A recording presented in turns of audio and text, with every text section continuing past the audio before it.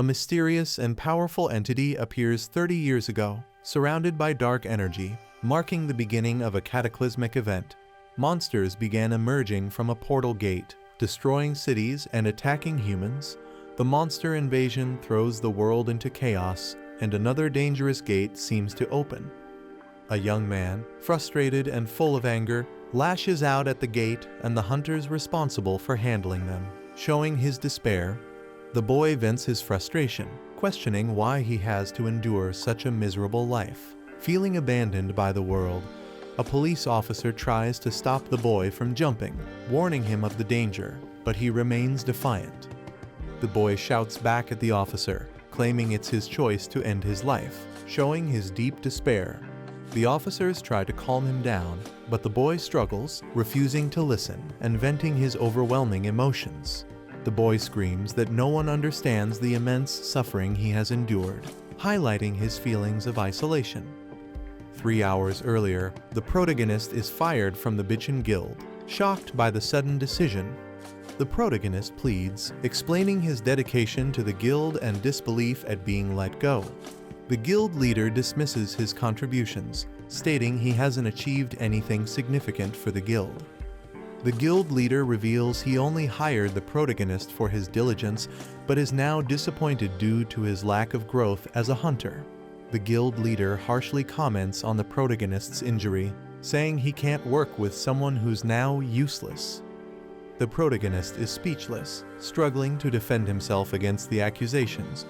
The guild leader tells him to quit and offers to calculate his severance pay immediately.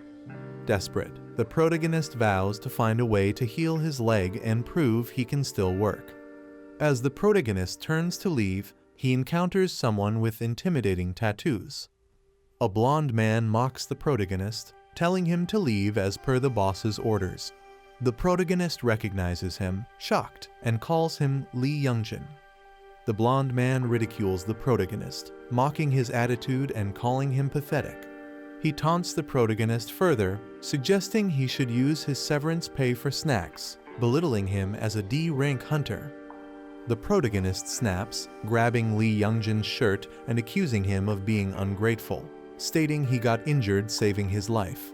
He reminds Youngjin of his reckless behavior in the dungeon that led to him being poisoned. Further venting his anger, Youngjin laughs dismissively, mocking the protagonist's claims of saving him. He tells the protagonist to stay in his lane, calling him a pack mule and accusing him of not knowing his place. Youngjin questions how someone as weak as the protagonist could even possess an S-rank skill, ridiculing him further. Youngjin mocks the protagonist's skill, explosive growth, jokingly suggesting it only helps with height. He continues to insult, sarcastically pointing out that the protagonist's growth plates are closed, provoking more anger. Furious, the protagonist attempts to punch Youngjin, calling him a punk. Their fists collide, with Youngjin blocking the attack using a shield-like energy barrier.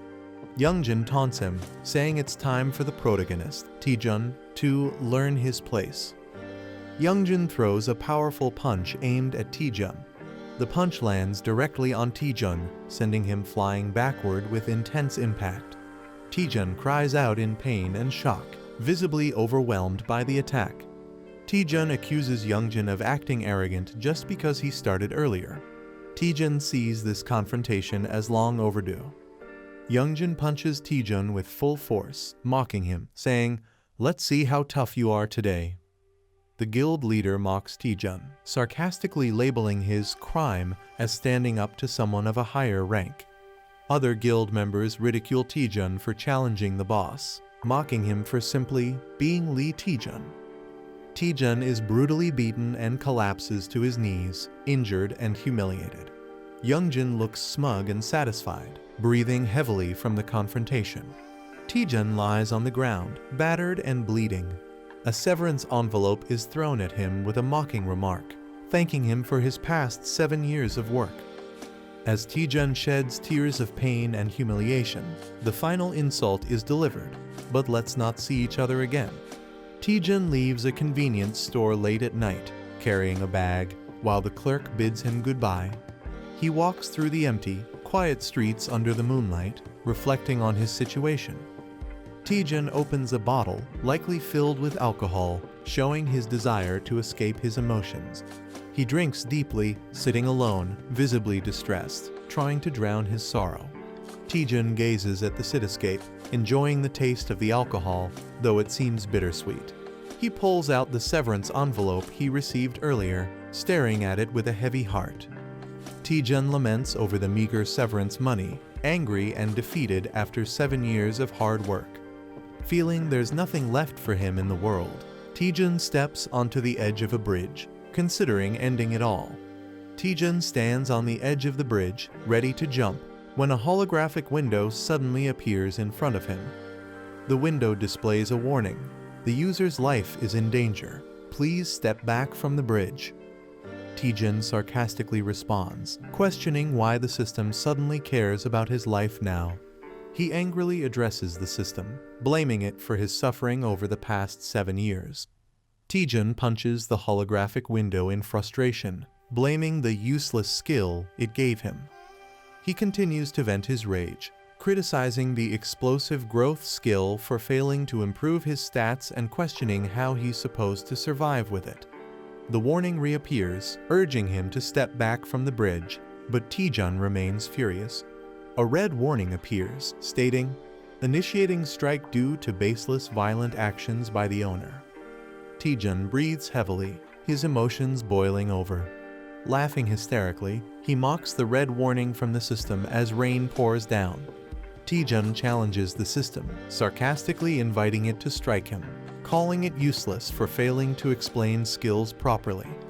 In a fit of rage, Taejun hurls his bottle and attacks the holographic warning, shouting for it to disappear. He slumps in defeat, trembling from the overwhelming emotions. Taejun reflects bitterly, lamenting that no matter how hard he tries, nothing changes.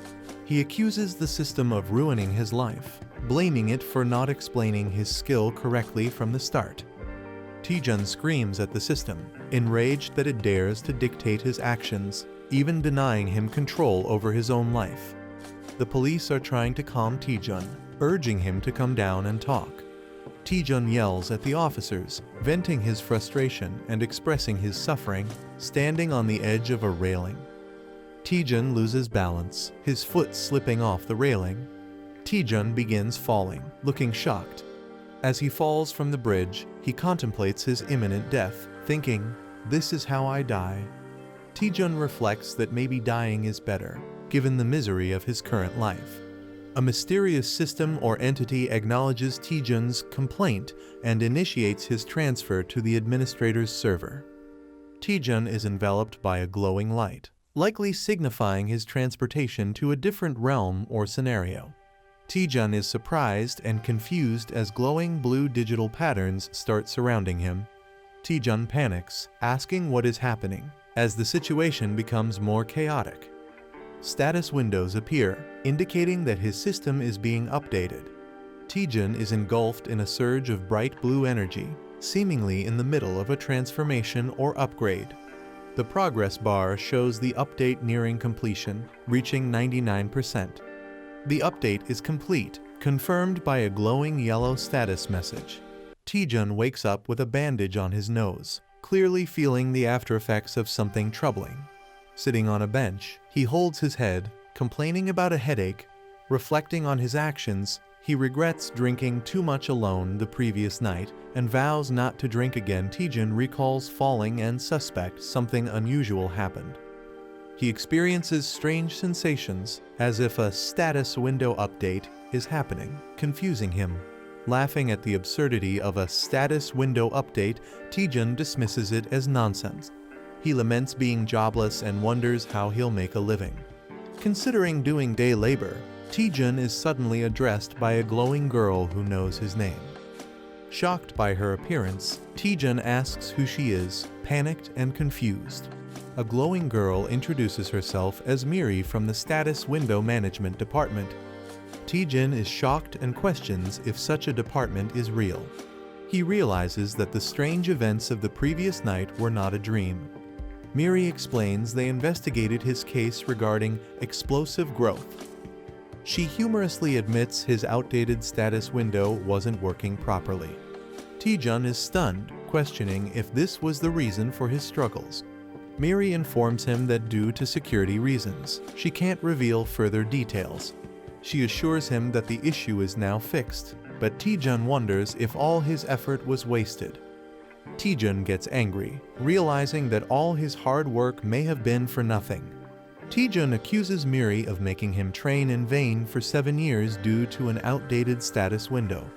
Enraged, Taejun demands compensation for his suffering and threatens her in anger. Merie panics and explains that she has restored his stats and healed all his injuries to calm him down. Taejun, surprised, realizes that his body has been completely healed. He checks his condition and finds himself in perfect shape, questioning how Merie achieved it. Merie hints that a special trigger is required to activate his explosive growth but cannot explain fully yet. She proposes a partnership to help Taejun achieve his potential. A sudden disturbance occurs as a massive gate opens in the city. A terrifying monster emerges from the gate, and people scramble to call the suppression team to handle the threat. Taejun is shocked and questions how he is expected to deal with the massive monster. He accuses Merie of sending him to his death, while she tries to reassure him, claiming he can handle it. Merie optimistically tells him to give it a shot, saying, "Worst case, you'll just die," trying to sound encouraging. Taejun is left speechless by her casual attitude. The monster, identified as Venom Spore, is described as needing at least a B-rank hunter to defeat, even posing a challenge to skilled suppression teams. Merie promises that defeating the monster will trigger Taejun's explosive growth. Taejun debates whether to trust her or not, finding the task insane.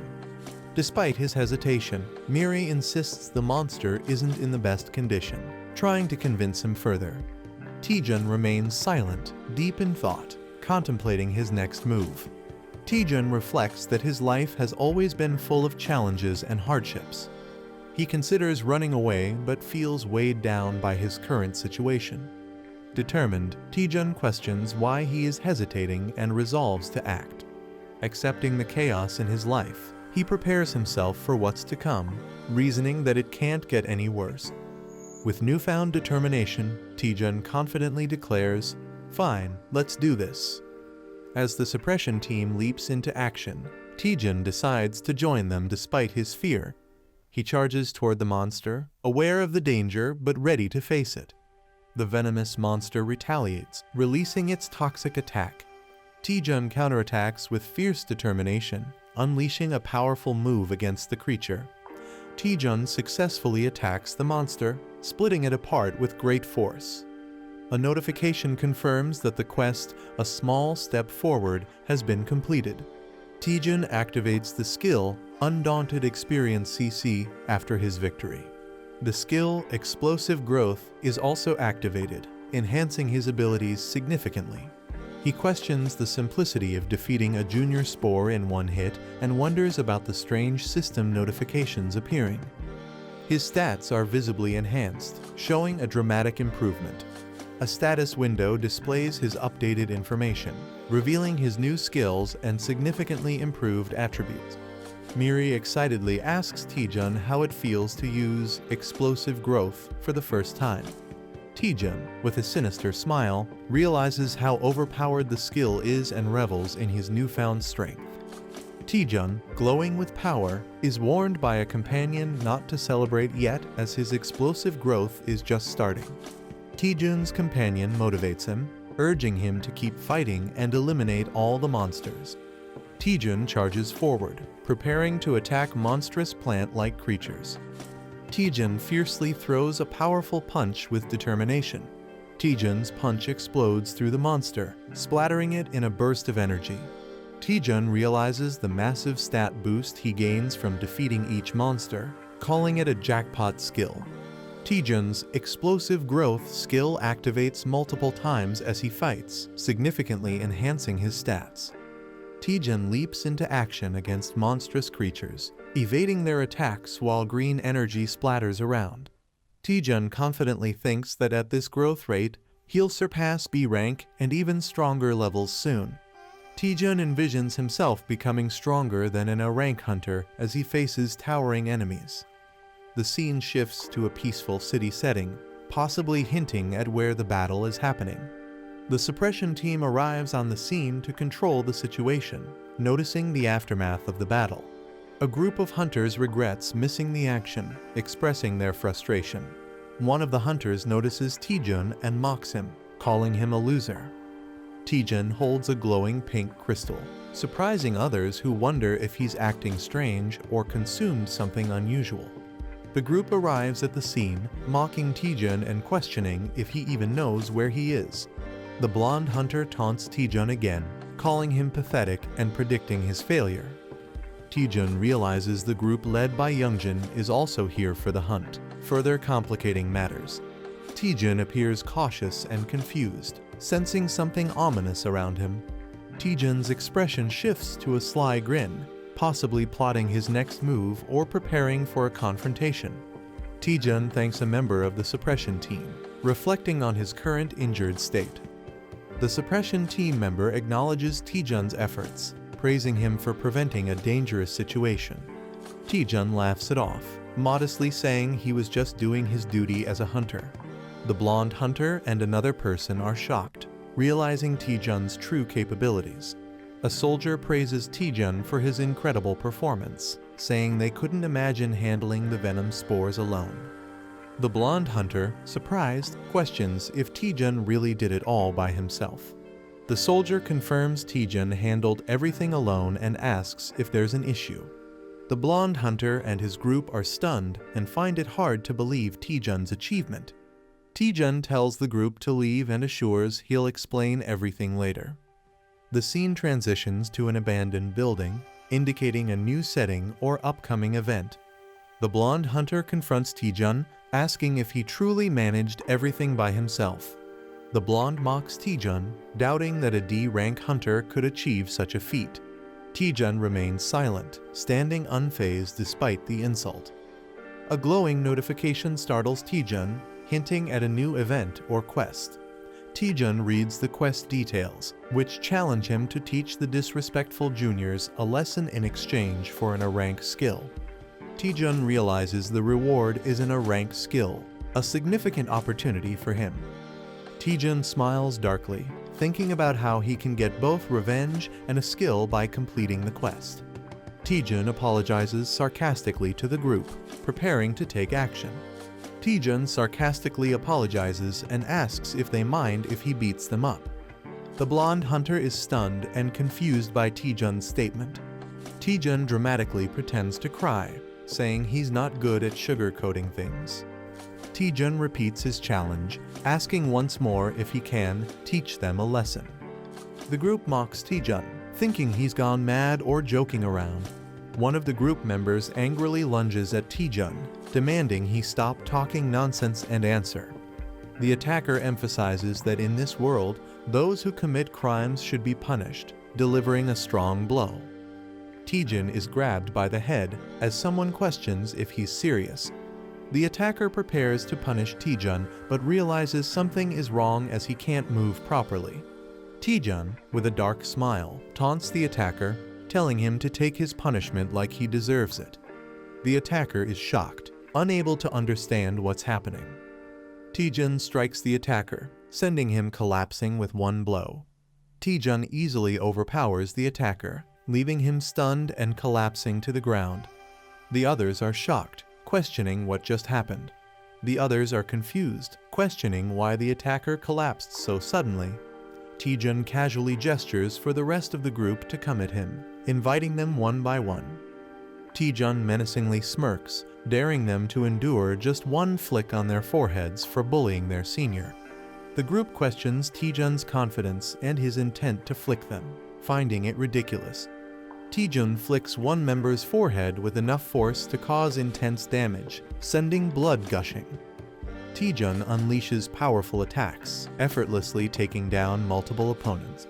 Another member suffers a devastating blow as Taejun displays overwhelming strength. The blonde hunter is stunned, questioning why his group is losing so easily. Taejun dismisses the idea that it's a joke and approaches the blonde hunter menacingly. Taejun calls out Youngjin directly, asking if he finds the situation amusing.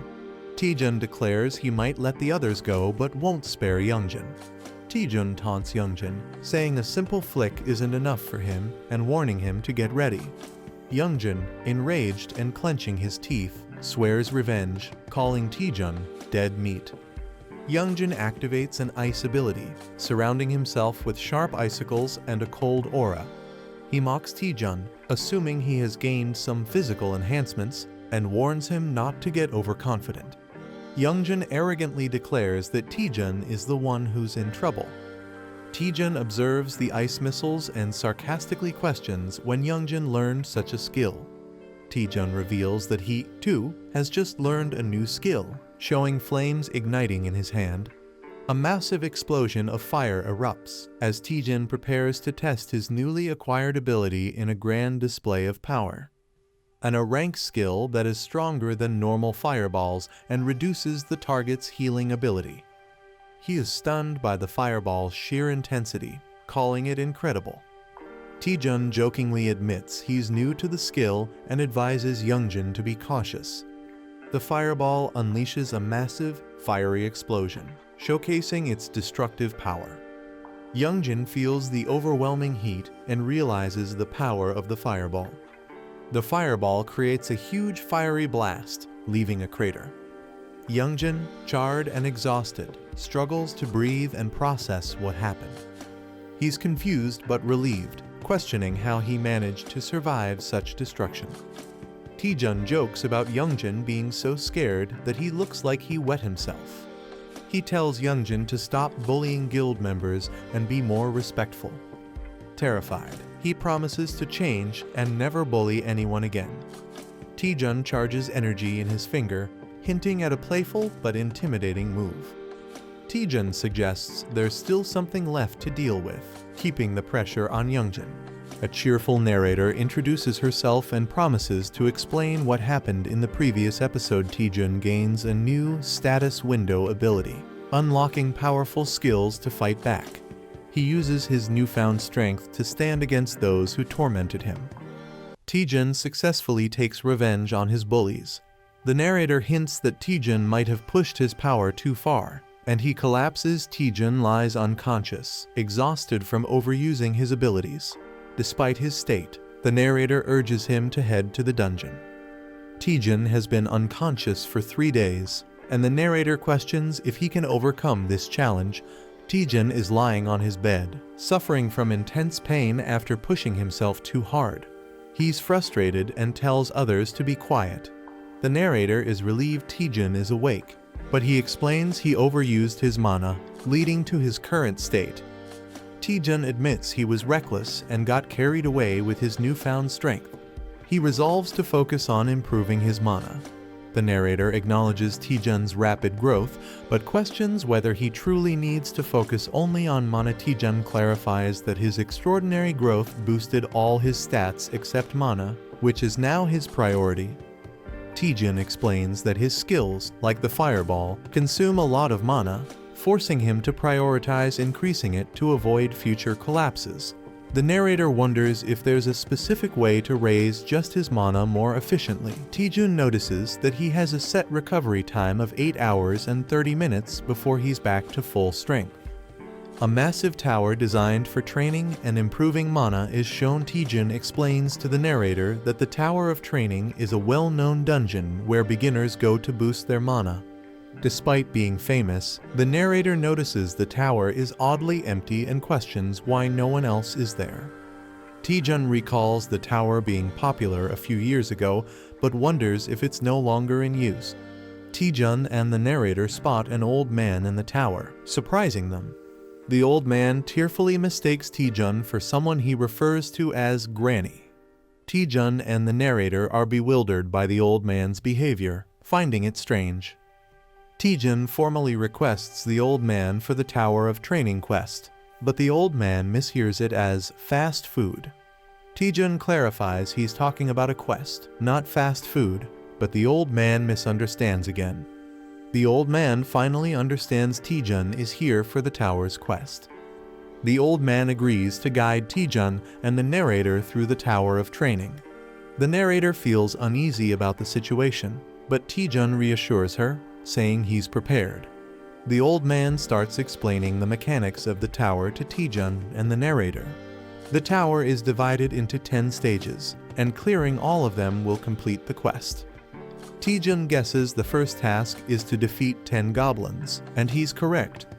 The old man acknowledges Taejun's guess with a cheerful response. Taejun impresses the narrator with his knowledge of the tower, claiming no one knows its strategies better than him. Taejun reveals he studied dungeon strategies on YouTube and memorized them, even though he couldn't go on real expeditions. Taejun confidently declares the beginner dungeon will be easy for him, earning admiration from the narrator. Taejun mutters to himself, and the old man overhears, prompting Taejun to play it off as a joke. They reach the first trial area, and the old man prepares to summon monsters. The old man struggles dramatically while summoning monsters for the trial. The old man nervously announces the arrival of the monsters, completing the summoning. Taejun and the narrator are fired up to face the challenge, confident that defeating 10 goblins will be easy. Movement in the bushes indicates something approaching, creating tension. Instead of goblins, large ogres and a few goblins emerge with a loud roar.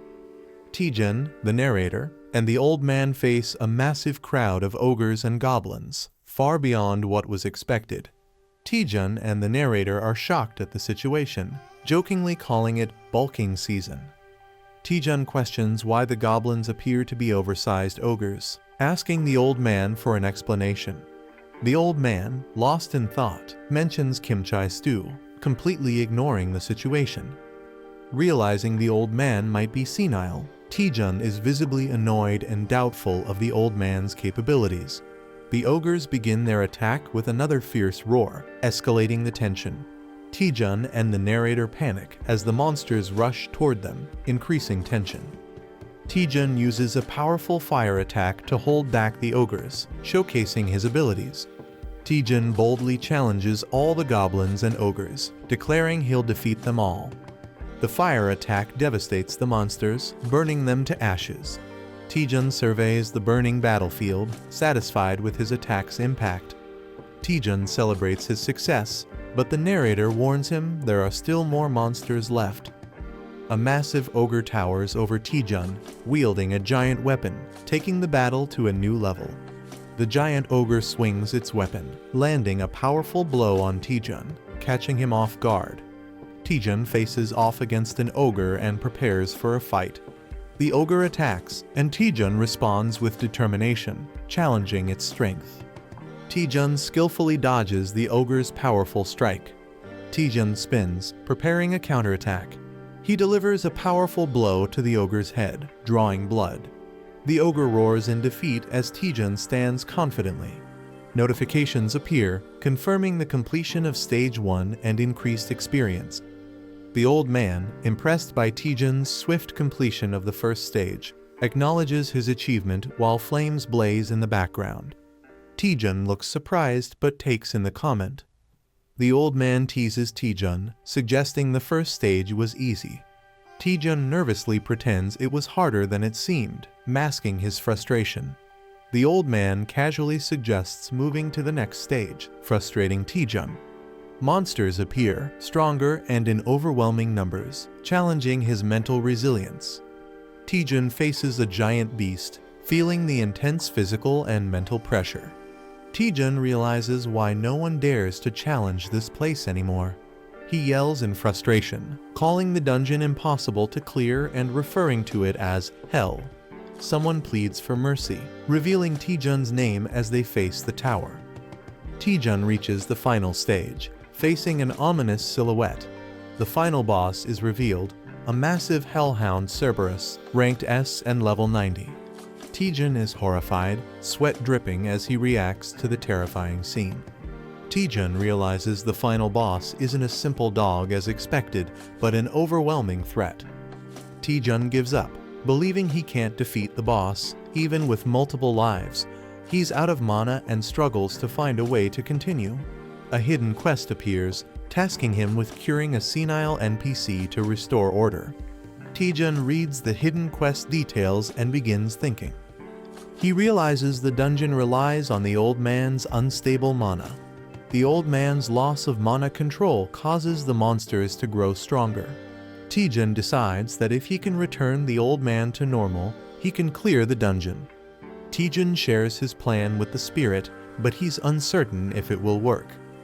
Taejun gathers his resolve, deciding to give it a shot. He recalls that uncontrolled mana can drive powerful mages insane. Taejun notices the tangled strands of mana in the old man's mind. Taejun approaches the old man, ready to act. The spirit is shocked and asks Taejun what he's doing. Taejun channels his focus, preparing to fix the old man's mana.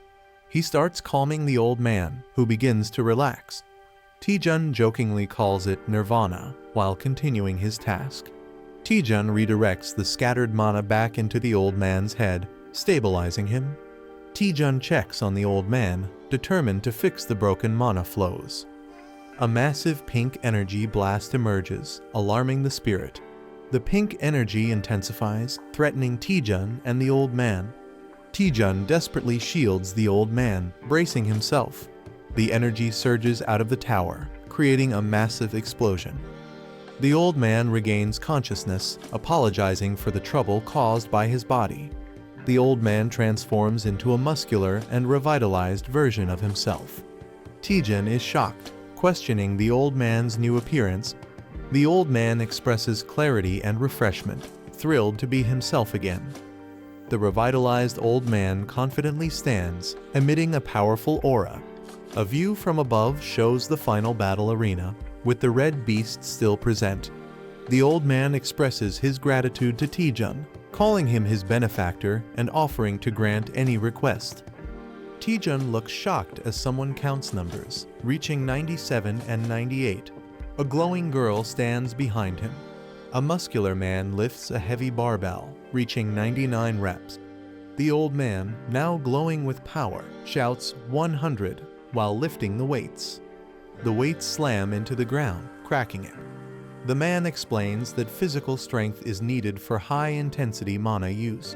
His muscles flex, and he begins revealing something important. He proudly announces that his secret to becoming an archmage is intense physical training. The old man flexes and asks if they can feel the mana radiating from his muscles. He invites Taejun to touch them, but Taejun nervously refuses, questioning if this kind of power is necessary. The old man insists and then asks Taejun what he truly wants. Taejun hesitates to answer. Taejun complains about his low mana and asks if his mana capacity can be increased. The old man easily accepts the request and activates the mana body technique. He unleashes the mana technique build-up on Taejun. Taejun screams in pain as his mana increases dramatically to 500. Taejun coughs and complains that he almost died from the process. The old man observes that Taejun's issue isn't a lack of mana. Taejun, confused, asks what the old man means. The old man explains that Taejun is using too much mana for his Fireball skill. Fireball is supposed to be a basic skill. The old man explains that Taejun's Fireball is much stronger than normal but consumes too much mana. He reassures Taejun and offers to help him recreate his Fireball. A large modern cityscape appears, showing a tall building. A woman named Lee Seon-ah, a grade hunter from the Myth Guild, waves and calls out. Taejun's companion is surprised and asks if he knows her. Taejun says she's an old friend from Hunter's Den. The glowing girl teases Taejun, shocked that he has a female friend. Taejun gets annoyed. She asks why Taejun called Seon-ah. He explains it's to test his new Fireball technique. The Myth Guild has the largest training facility in the country. Taejun's previous Fireball was powerful enough to destroy a building. The new one will be even more dangerous. Taejun suggests they need a safe training area for testing his new Fireball. The glowing girl teases Taejun, surprised that he has more connections than she thought. Seon-ah hears something and asks what Taejun said. He nervously laughs and denies saying anything. In the elevator, Seon-ah comments that it's been a long time and asks how Taejun has been. He replies that he has just been doing his usual hunter duties. Seon-ah gives Taejun a curious look, making him wonder if there is something on his face. She smiles and tells him he seems different from before. Seon-ah tells Taejun that he used to rely on her, but now seems more confident. Taejun is surprised. She mentions that another person requested to use the training ground today. She hints that Taejun will be excited to see who it is. Taejun is shocked that someone arrived before him. Choi Jinhyuk, a grade hunter from Bichon Guild, appears riding a massive beast. Taejun and Jinhyuk exchange intense stares, recognizing each other. Seon-ah notices the tension and wonders why they are acting like rivals after a year. Inside the training facility, Seon-ah activates the system. She explains that the strength of the training monsters depends on how much mana is used. Seon-ah summons a monster, calling it cute, but Taejun is horrified by its appearance. The monster rushes forward, and Seon-ah asks if that explanation was enough. She casually leaves to grab drinks, leaving them to train. Taejun, the glowing girl, and Jinhyuk stand in silence. Taejun learns that he can create a monster using mana. A giant, muscular orc roars as it appears, surprising Taejun. Taejun cracks his knuckles, ready to fight. The orc charges at Taejun aggressively. Taejun focuses, preparing to counterattack with his fist. Taejun punches the ground, releasing a massive explosion of blue energy. A shadowy figure looms in the background. An ogre wouldn't even count as a warm-up. He considers summoning hundreds more while Taejun prepares for battle. Taejun, lying down, suspiciously asks, "It was you, wasn't it?" The other person responds in confusion. "What?" Choi Jinhyuk glares at Taejun and accuses him. "Don't play innocent. You're the one who messed up the guild juniors, aren't you?" A battle scene flashes in the background. Taejun stands silently, looking slightly concerned or confused. Someone walks forward and says, "At first, I didn't want to believe it, but now that I look at it, it's true." Their steps echo in the empty space. Choi Jinhyuk confronts Taejun. "Have you awakened some new power? What are you doing now that you're so strong?" He looks frustrated. A furious Choi Jinhyuk accuses, "You're beating up your own family members who used to eat from the same pot." His face shows anger and disappointment. Taejun's face darkens as he mutters, "Choi Jinhyuk." His expression is filled with determination and rage. A flashback shows Taejun, Choi Jinhyuk, and Lee Seon-ah enjoying a meal together at Hunter's Den. The text reveals that Choi Jinhyuk was once one of Taejun's few trusted friends. Choi Jinhyuk distances himself from Taejun as he joins the Bichon Guild and climbs the ranks, symbolizing their growing gap. Choi Jinhyuk, now more powerful and confident, surrounds himself with strong allies. Taejun watches from afar, feeling left behind. His expression is colder, showing that he has become someone different from the friend Taejun once knew. Taejun, carrying a large backpack, looks troubled. The text states, "I'm no longer a friend," indicating his bond with Choi Jinhyuk is broken. A deformed man arrogantly admits, "Yeah, I did it. So what are you gonna do about it?" His expression is mocking and unbothered. Choi Jinhyuk is shocked as the same man dismisses the situation, saying, "So I roughed those punks up a bit, big deal." The deformed man continues to justify his actions. "They were the ones who messed with me first, weren't they?" His face is unsettling and intense. Choi Jinhyuk gets angry, clenching his teeth. He confronts someone, "And you? While I was getting beaten to a pulp, what did you do besides watch?" He believes the person should have fought alongside him. Choi Jinhyuk grabs Taejun aggressively and yells, "Hey, you've got some nerve." Taejun is taken aback, responding, "Excuse me."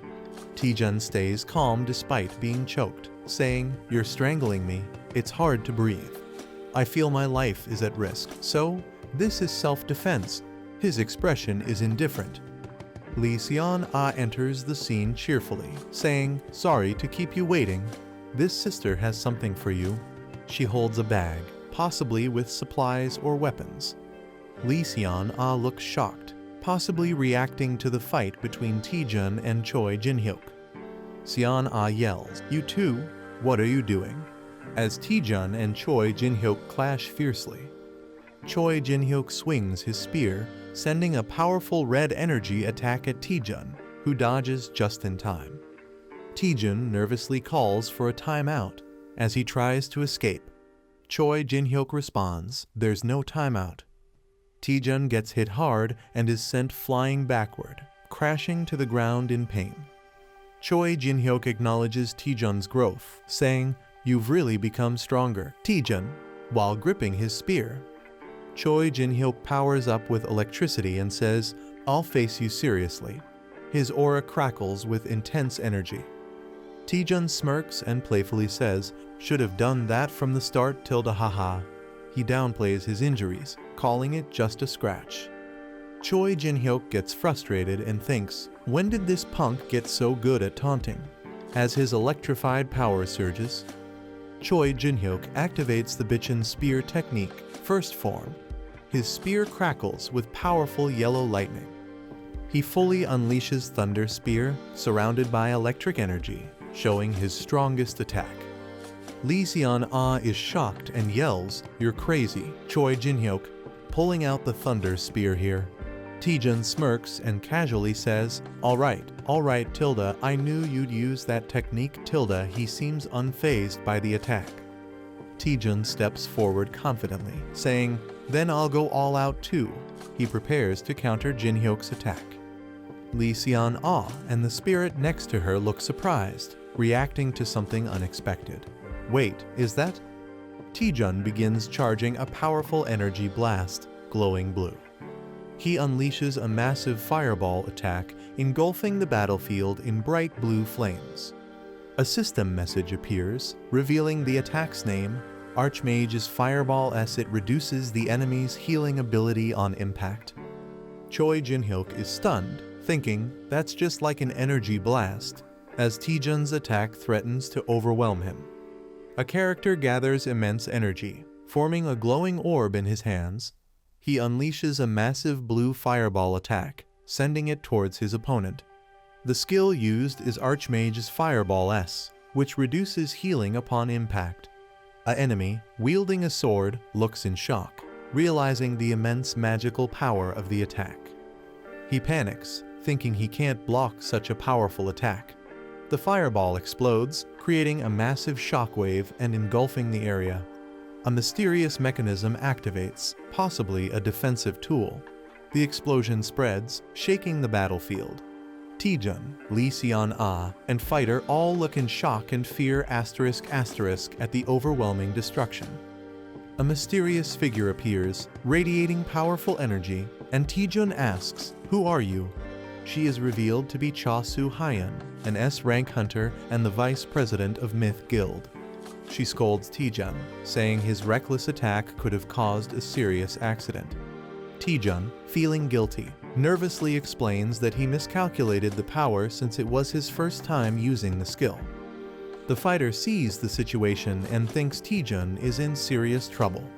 Cha Soo-hyun, in a dramatic moment, intimidates Taejun, making him sweat. However, instead of punishing him, she suddenly offers Taejun a chance to join Myth Guild. The blonde-haired fighter is shocked and furious, unable to believe it.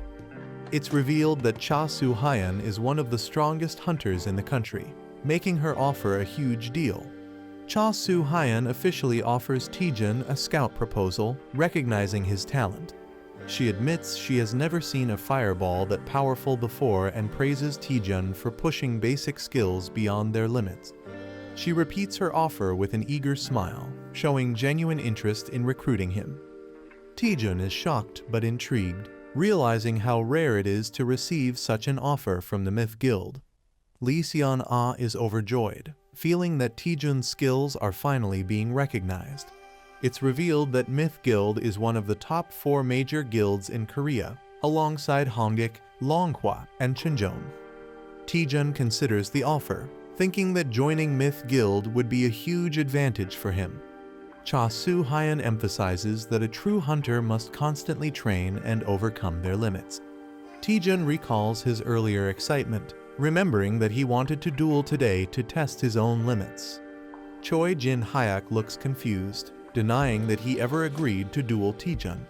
Taejun, fired up, reflects on his fight with Choi Jin-hyuk, realizing something important. He sees Jin-hyuk as a massive mountain he cannot overcome yet, symbolizing his current limits. Determined, Taejun refuses the guild offer, stating that he still has mountains to climb before joining. Jin-hyuk is shocked and frustrated, wondering what Taejun is even talking about.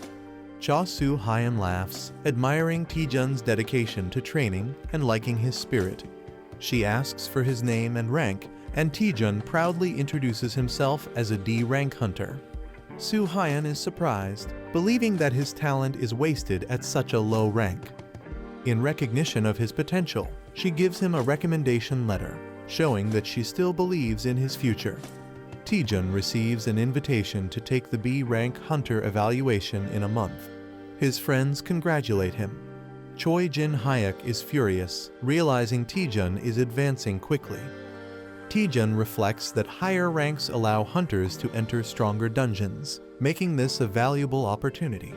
1 month later, he arrives at the hunter testing site to take the B rank exam. Taejun feels excited and confident, believing the atmosphere itself feels different. His spirit companion notes how Cha Soo-hyun gave him a recommendation right away, proving her high regard for him. She then asks, "Why didn't you join the Myth Guild, since they were offering him so much support?" Taejun comically shouts money, revealing his real reason. He explains that guild hunters have to share their earnings, making solo hunting more profitable. Taejun criticizes guilds, saying their rewards are low and they control schedules too strictly. He recalls how guilds exploit hunters, overworking them and discarding them if they get injured. He dramatically declares he would never join a guild, stating his only goal is making more money. Suddenly, someone calls out to him, catching his attention. A cheerful cat-eared girl, Yo Si-ah, from Chincheon Guild, greets him and asks if he's taking the test.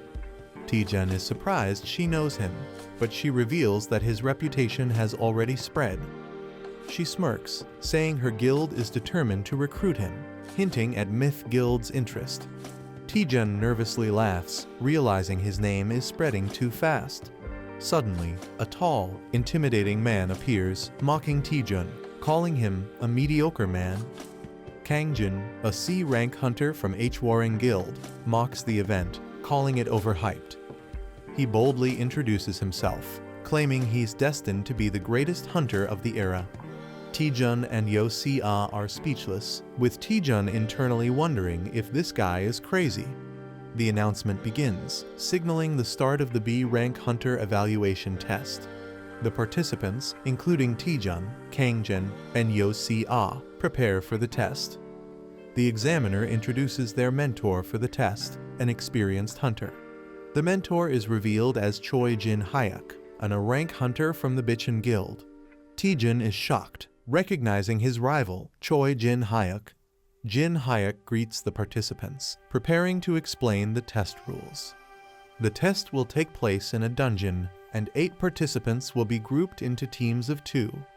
The dungeon has 4 entrances labeled A, B, C, and D.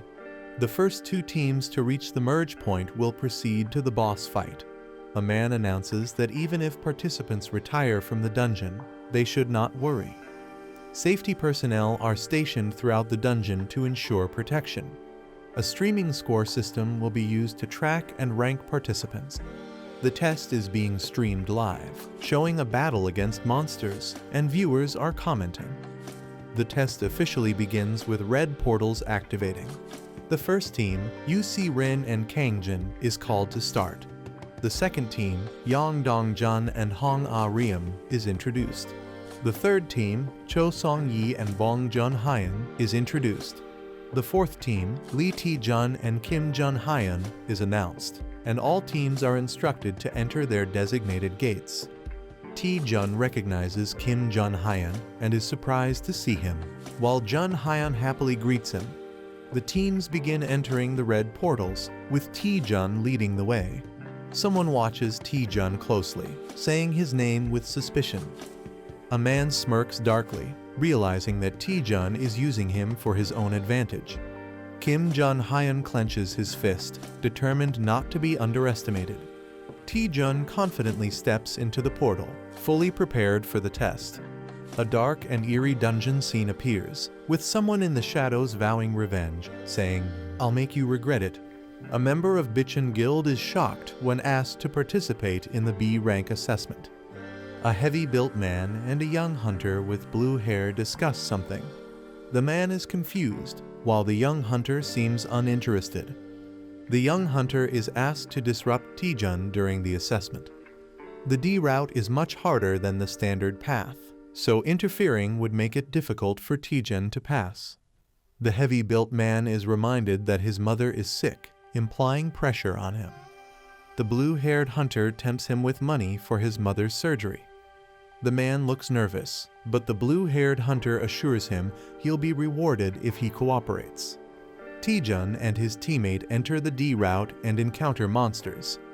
A giant snake with red eyes appears, roaring fiercely. Taejun easily defeats the monster, shocking his teammate. Taejun complains about the weak opponent, but his experience points slightly increase due to an ability. The heavy-built teammate is shocked at Taejun's sudden strength. He reflects, realizing that Taejun became much stronger in a short time. Taejun and his teammate were both in a weak position within the Bitchin Guild, but Taejun never gave up. Taejun praises his teammate's skill to absorb attacks, calling it amazing. Taejun encourages him, saying he'll shine one day as a great hunter. Taejun's words gave his teammate hope when he had none. The teammate now struggles with guilt, realizing he's being forced to sabotage Taejun, despite how much Taejun supported him. The heavy-built man feels conflicted, but believes he has no choice because he needs money for his mother's surgery. He convinces himself that betraying Taejun is necessary for his family. He hands Taejun a bottle, acting innocent. He tells Taejun that it will help him, making it seem like a friendly gesture.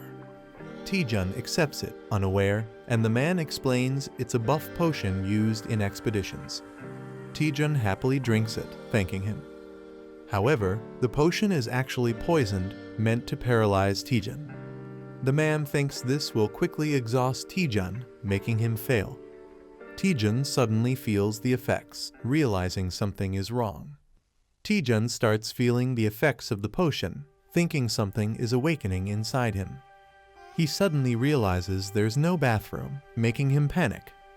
His teammate confirms there's no bathroom, forcing Taejun to clear the dungeon quickly. The teammate is confused, wondering why the poison isn't working. Taejun's poison resistance ability activates, making him immune.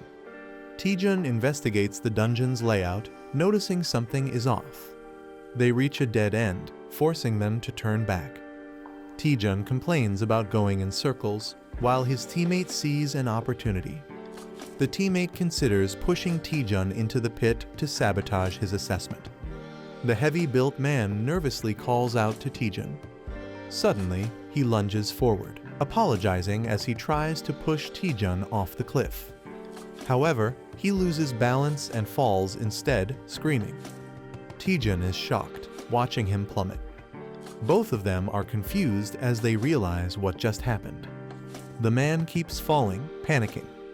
He crashes into the cliffside, hitting the rocks hard. Taejun shouts at him, thinking he's trying to die on purpose. Hanging upside down, the man breaks down, calling himself garbage and saying he deserves to die.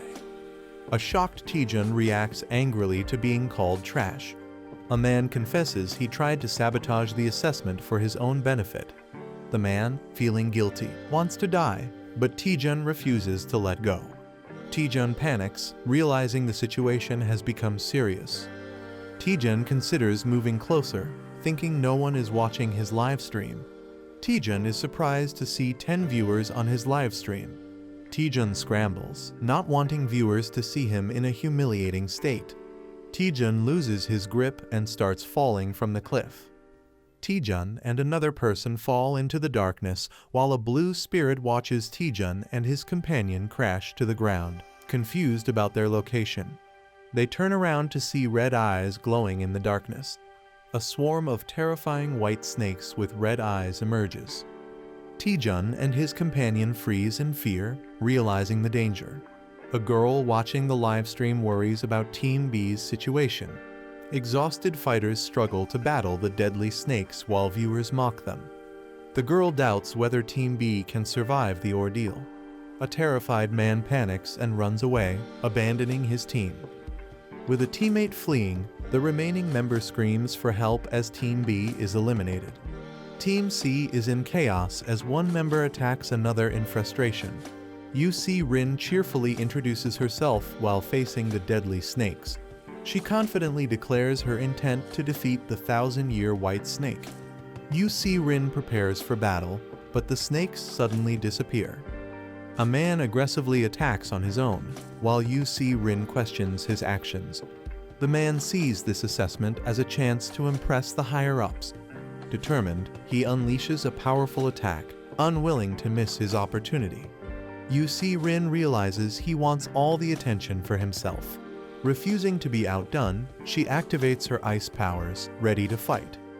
UC Rin unleashes a powerful ice attack, Frost Wind. A fierce battle erupts as Team A dominates the battlefield. Team A reaches the boss room first, proving their elite skills. A mysterious figure claps, acknowledging their achievement.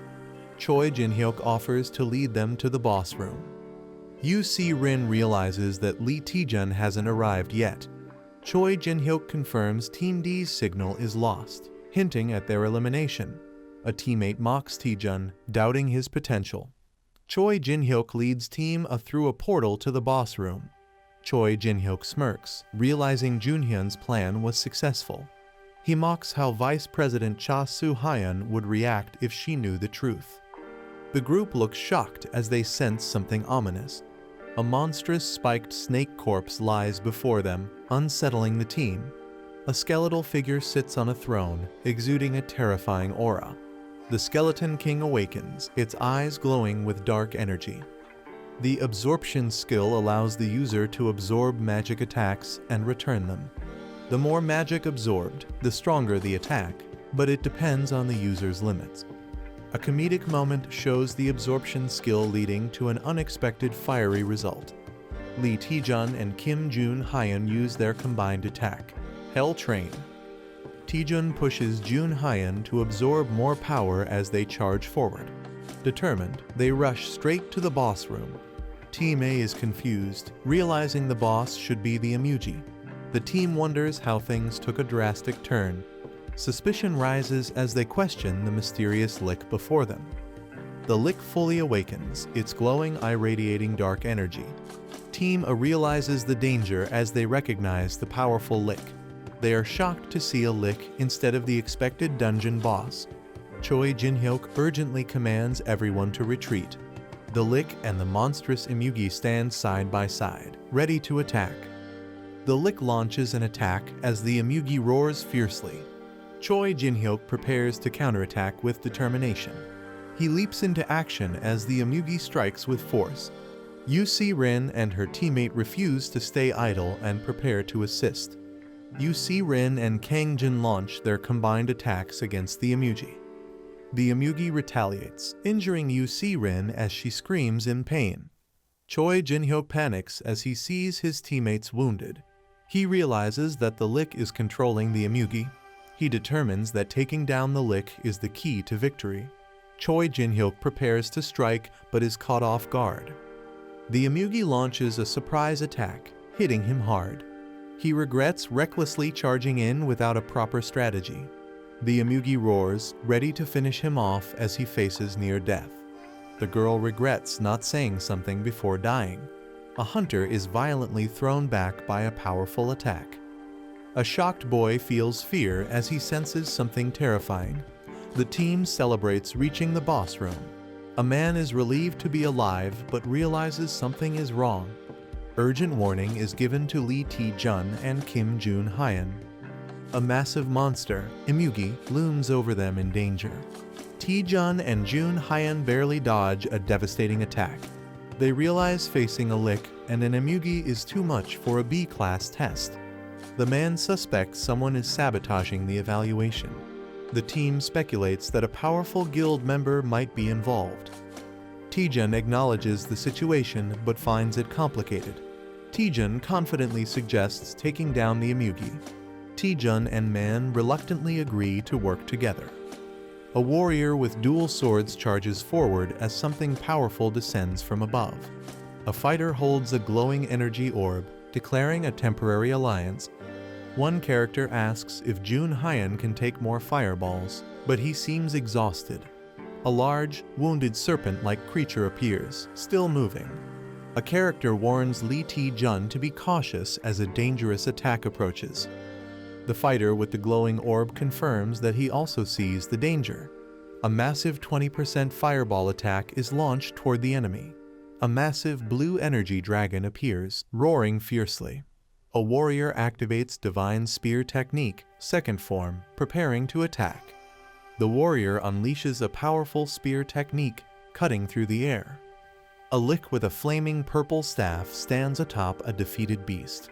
Yu Si-rin and Hangjin see the lick is vulnerable and prepare to strike. Hangjin charges at the lick while it casts an attack. Hangjin declares he won't miss his opportunity to attack.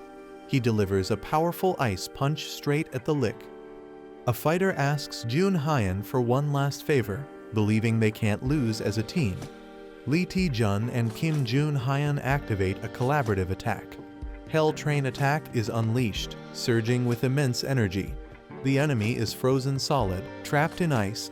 A fighter questions if they've finally defeated the enemy. The entire group looks shocked, realizing something unexpected. The lick survives the attack, unaffected by their efforts. The lick counterattacks, summoning deadly energy spikes. Two fighters are impaled, unable to escape. More allies are struck, screaming in pain. The team is injured and trapped by ice spikes, realizing the lick seems immune to damage. A fighter questions their lack of knowledge about the lick, wondering if they missed something. A mysterious manager appears, glowing with energy.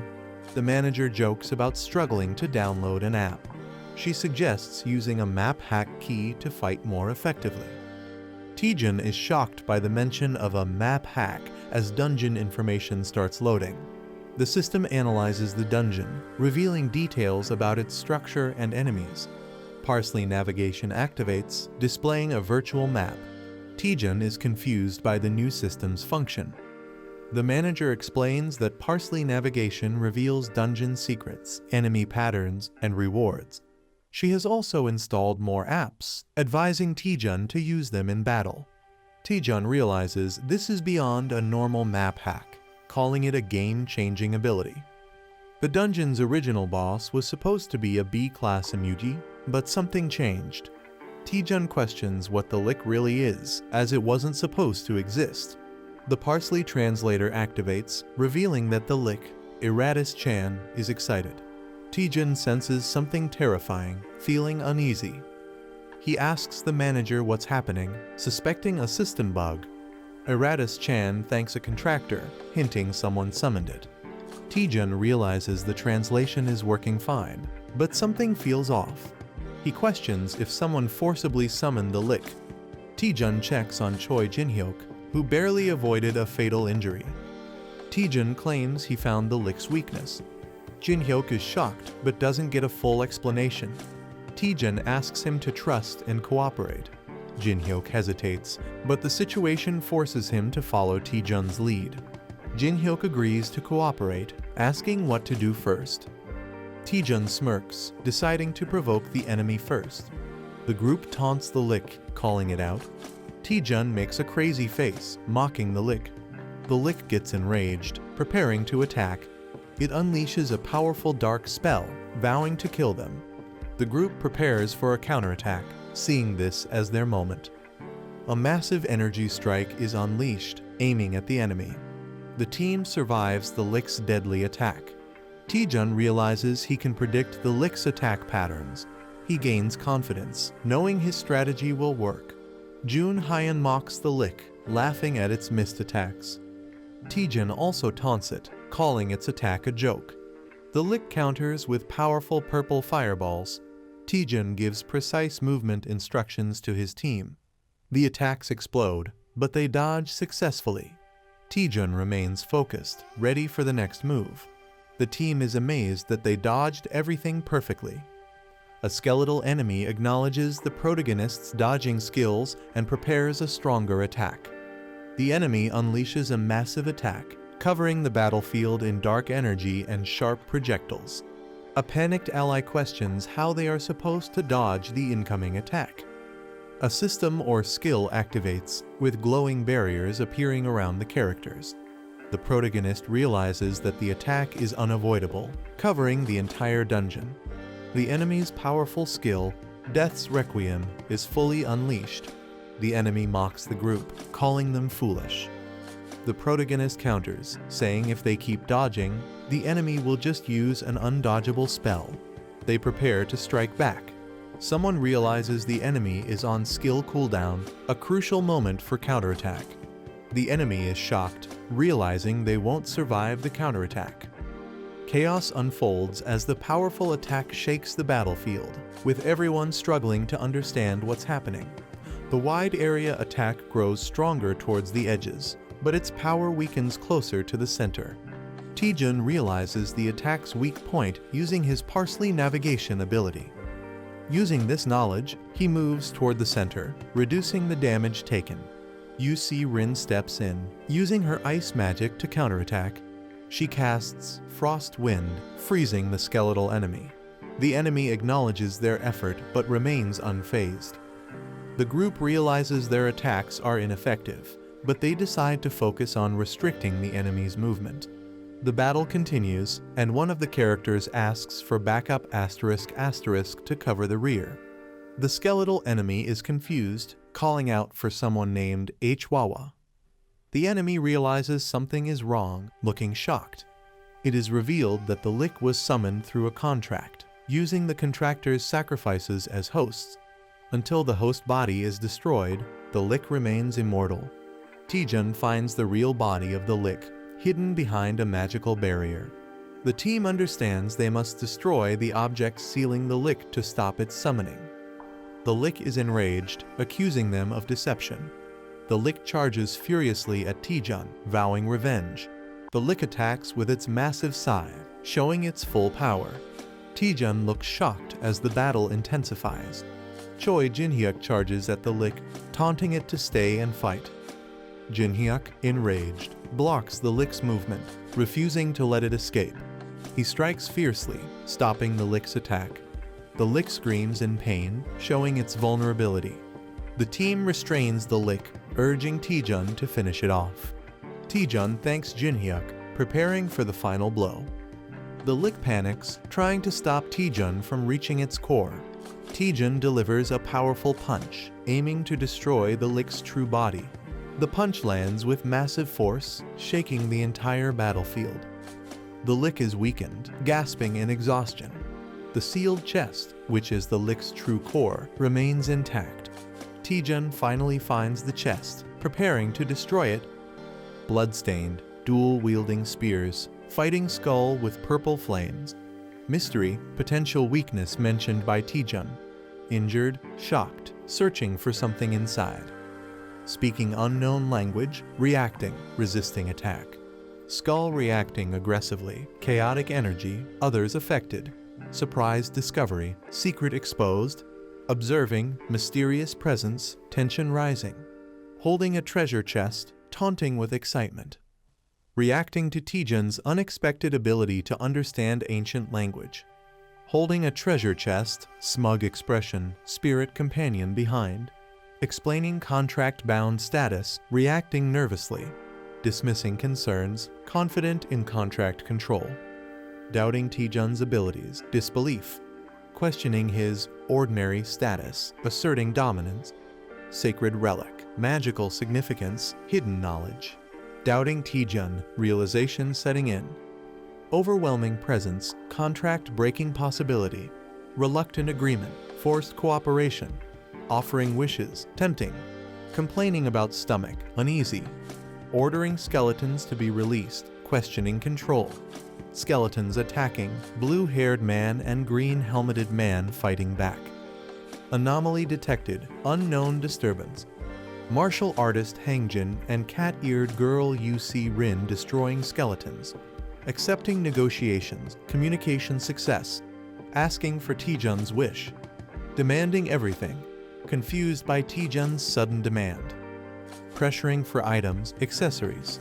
Holding mysterious power, crucial item. Realizing Taejun's target, resisting. Pretending to break treasure chest, manipulating. Handing over staff, distressed. Holding staff, demanding contract release. Pretending ignorance about contract release. Realization hitting, caught off guard. Mocking, pretending ignorance. Intense red energy, furious reaction. Furious, overwhelming force, striking Taejun. Raising treasure chest, intimidating. Intense counterattack, explosion. Last struggle, refusing to fade. Declaring Eratus Chan's rebirth, sinister confidence. Mocking skull's dramatic exit. Examining broken weapon, questioning its significance. Investigating summoning method, questioning target. Thrilled about new item, materialistic attitude. Observing Taejun's greed. Newly discovered item, unexpected find. Speculating value, linking it to the skull. Concerned, checking on him. Assuring he's fine, activating interface. Doubting Taejun's victory against the lick. Declaring victory, dismissing concerns. Hangjin acknowledges Lee Taejun's skills and calls him an impressive hunter, while UC Rin cheers him on. A shocked reaction as Lee Taejun stands bloodied, and someone calls out his name in concern. A remorseful Choi Jinhyuk says, "I'm sorry," looking down at Lee Taejun. The helmeted Choi Jinhyuk admits to poisoning and throwing Lee Taejun into the pit, revealing they ordered Jun Hyeon to do it. The guilty Choi Jinhyuk admits they resented Lee Taejun for working hard despite lacking talent. The Choi Jinhyuk sincerely apologizes to Lee Taejun.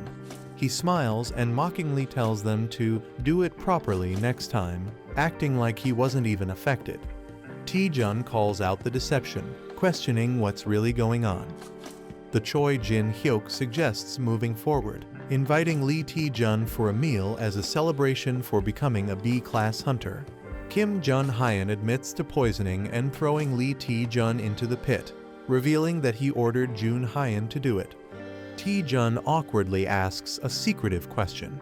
Taejun whispers, "Do you like Lee Seon Ah?" catching the other person off guard. Taejun's question about Lee Seon Ah causes a hilarious shocked reaction. The accused character frantically denies it, while another teases them. A glowing green gate appears, signaling their way out. UC Rin and Kim Jun Hyeon celebrate being able to leave, dreaming about food. Taejun smiles and tells everyone to go back together. The group walks toward the portal, feeling the relief of survival. Taejun hesitates for a second as he steps through the gate. They successfully exit, and a mysterious figure watches them. Taejun is officially promoted to B-class hunter, greeted by some intimidating figures. Lee Taejun is shocked to see Seo Yeon HWA Clear Sky Guild representative and Maddie Pyong Hwarang Guild representative. Maddie Pyong, a powerful and imposing figure, raises suspicion as Taejun wonders why the strongest hunters are present. The elegant yet authoritative Clear Sky Guild leader enters. Seo Yeon HWA reveals that someone interfered with their test, manipulating the results. She explains that monsters, including the Lick and an undead Emugi, should not have appeared. The investigation suggests that a powerful force was trying to disrupt both the Clear Sky Guild and Hwarang Guild. Revealing the culprit, Seo Yeon HWA finally points to the responsible party. She looks directly at Lee Taejun and says, "It's you." Lee Taejun is left utterly dumbfounded, unable to comprehend how he could be the culprit. UC Rin and Hangjin defend Lee Taejun, insisting there's no way he could be responsible. She smirks and points out that Taejun seemed to handle everything alone. The high rankers reveal they witnessed everything live, including Taejun's leadership and strategic decisions against the Lick. She suggests that the Lick's weakness was concealed somewhere, and Taejun somehow knew about it. Seo Yeon HW questions how a D-rank hunter like Taejun knew so much critical information. Even Hangjin and UC Rin start to hesitate, considering the possibility. Seo Yeon HWA steps up to Lee Taejun, pressing him for answers. She outright claims that Taejun knew about the Lick in advance. He freaks out, denying it completely, but his shocked reaction only makes him look more suspicious. Taejun looks nervous as someone questions his hesitation, likely in a high-pressure situation. A warrior unleashes intense energy, warning Taejun that he will cut him down if he doesn't answer quickly. Taejun panics, realizing that the threat is serious and his life is in danger. Taejun, sweating and desperate, tries to think of a way to explain or defuse the situation. Taejun recalls something important related to a Lick, a sacrifice, and a contractor, possibly a key mystery. Someone interrupts, asking everyone to listen, possibly to prevent a fight or explain something. A new character excitedly reveals that his dream has always been to become a necromancer. The warrior and the blue-haired girl are surprised by the sudden statement. The character explains that he has studied undead creatures since childhood, knowing their abilities and weaknesses. Taejun proudly reveals that he figured out the Lick's hidden weakness. A woman doubts Taejun's claim and questions its validity. The others, including the red-haired warrior, react in surprise to what Taejun shows them. Taejun presents a severed finger found in a sarcophagus, proving someone made a contract with the Lick. Taejun explains that the Lick wasn't a natural dungeon boss. Someone summoned it to interfere with the test. Taejun argues that the Lick obeys its contractor, meaning he and the other attacked hunters aren't responsible.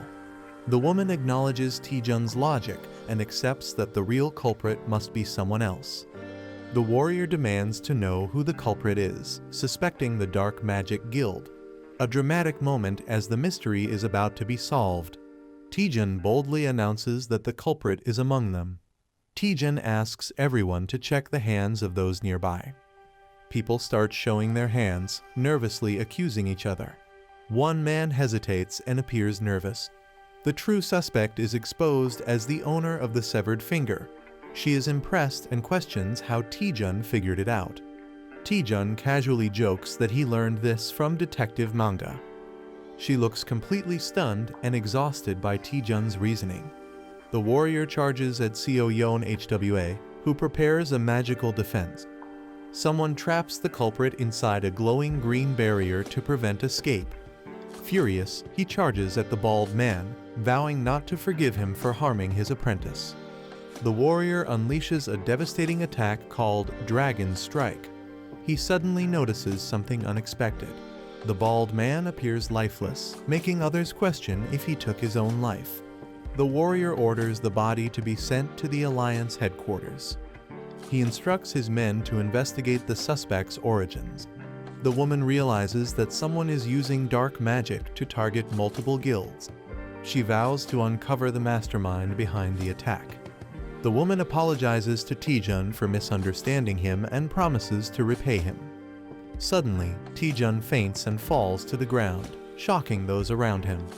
Taejun lies exhausted, realizing he has completely run out of mana. He starts regaining consciousness, wondering where he is. Taejun sees Choi Jin-hyuk and Lee Seon-ah looking at him with concern. Taejun wakes up in a hospital bed, surprised to see them there. Seon-ah says she came because she was worried, while Jin-hyuk jokingly says he just wanted to see if Taejun was still alive. She questions how much he pushed himself to collapse like that. They mention that Taejun made a huge impact in the B-rank exam, surprising him. News about Taejun defeating the Lick spreads all over the internet. He is surprised to see himself being praised in online discussions. Jinhyuk feels overshadowed and claims Taejun wouldn't have succeeded without him. Seon-ah playfully argues that the video clearly shows Taejun doing all the work. Taejun enjoys the friendly banter, realizing it has been a while since they talked like this. The representative makes an unexpected entrance. Taejun and his friends are shocked to see her there. Seo Yeon HWA reveals that she owns the hospital. She explains that Taejun was taken to their guild's hospital and that she owes him a debt. The cat-eared girl happily reminds Taejun that he saved her. She dramatically expresses how much she cherishes UC Rin, making Taejun question the word precious. Seo Yeon HWA prepares to fulfill any request Taejun has. She leans in, confidently stating that she will grant Taejun anything he desires. Seo Yeon HWA, the Vice Guild Master, offers to grant Hunter Taejun anything he desires. Taejun seems unsure about what to ask for, while his friends react in surprise. Seo Yeon HWA assures Taejun that he doesn't need to decide immediately since there's plenty of time. She walks away, telling Taejun she will be waiting in her office on the top floor until he recovers.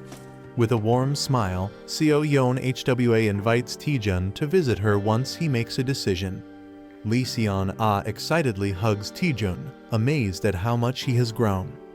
She reminisces about how he used to get lost in dungeons and praises his progress, while Taejun looks embarrassed. Choi Jin-hyuk watches the scene and jealously calls Taejun a lucky guy. Lee Seon-ah asks again if Taejun has decided on his request, but he still hasn't thought of anything. Taejun considers asking for a magic-related item since Seo Yeon HWA is a top-tier wizard hunter. Taejun considers asking for a magic-related item. He realizes that recovery is more important right now and decides to think about it later. Lee Seon-ah cheerfully gives him a drink to help him recover faster. She and Jin-hyuk decide to leave, making plans to head out. A mystical spirit comments that Taejun has a lot to think about.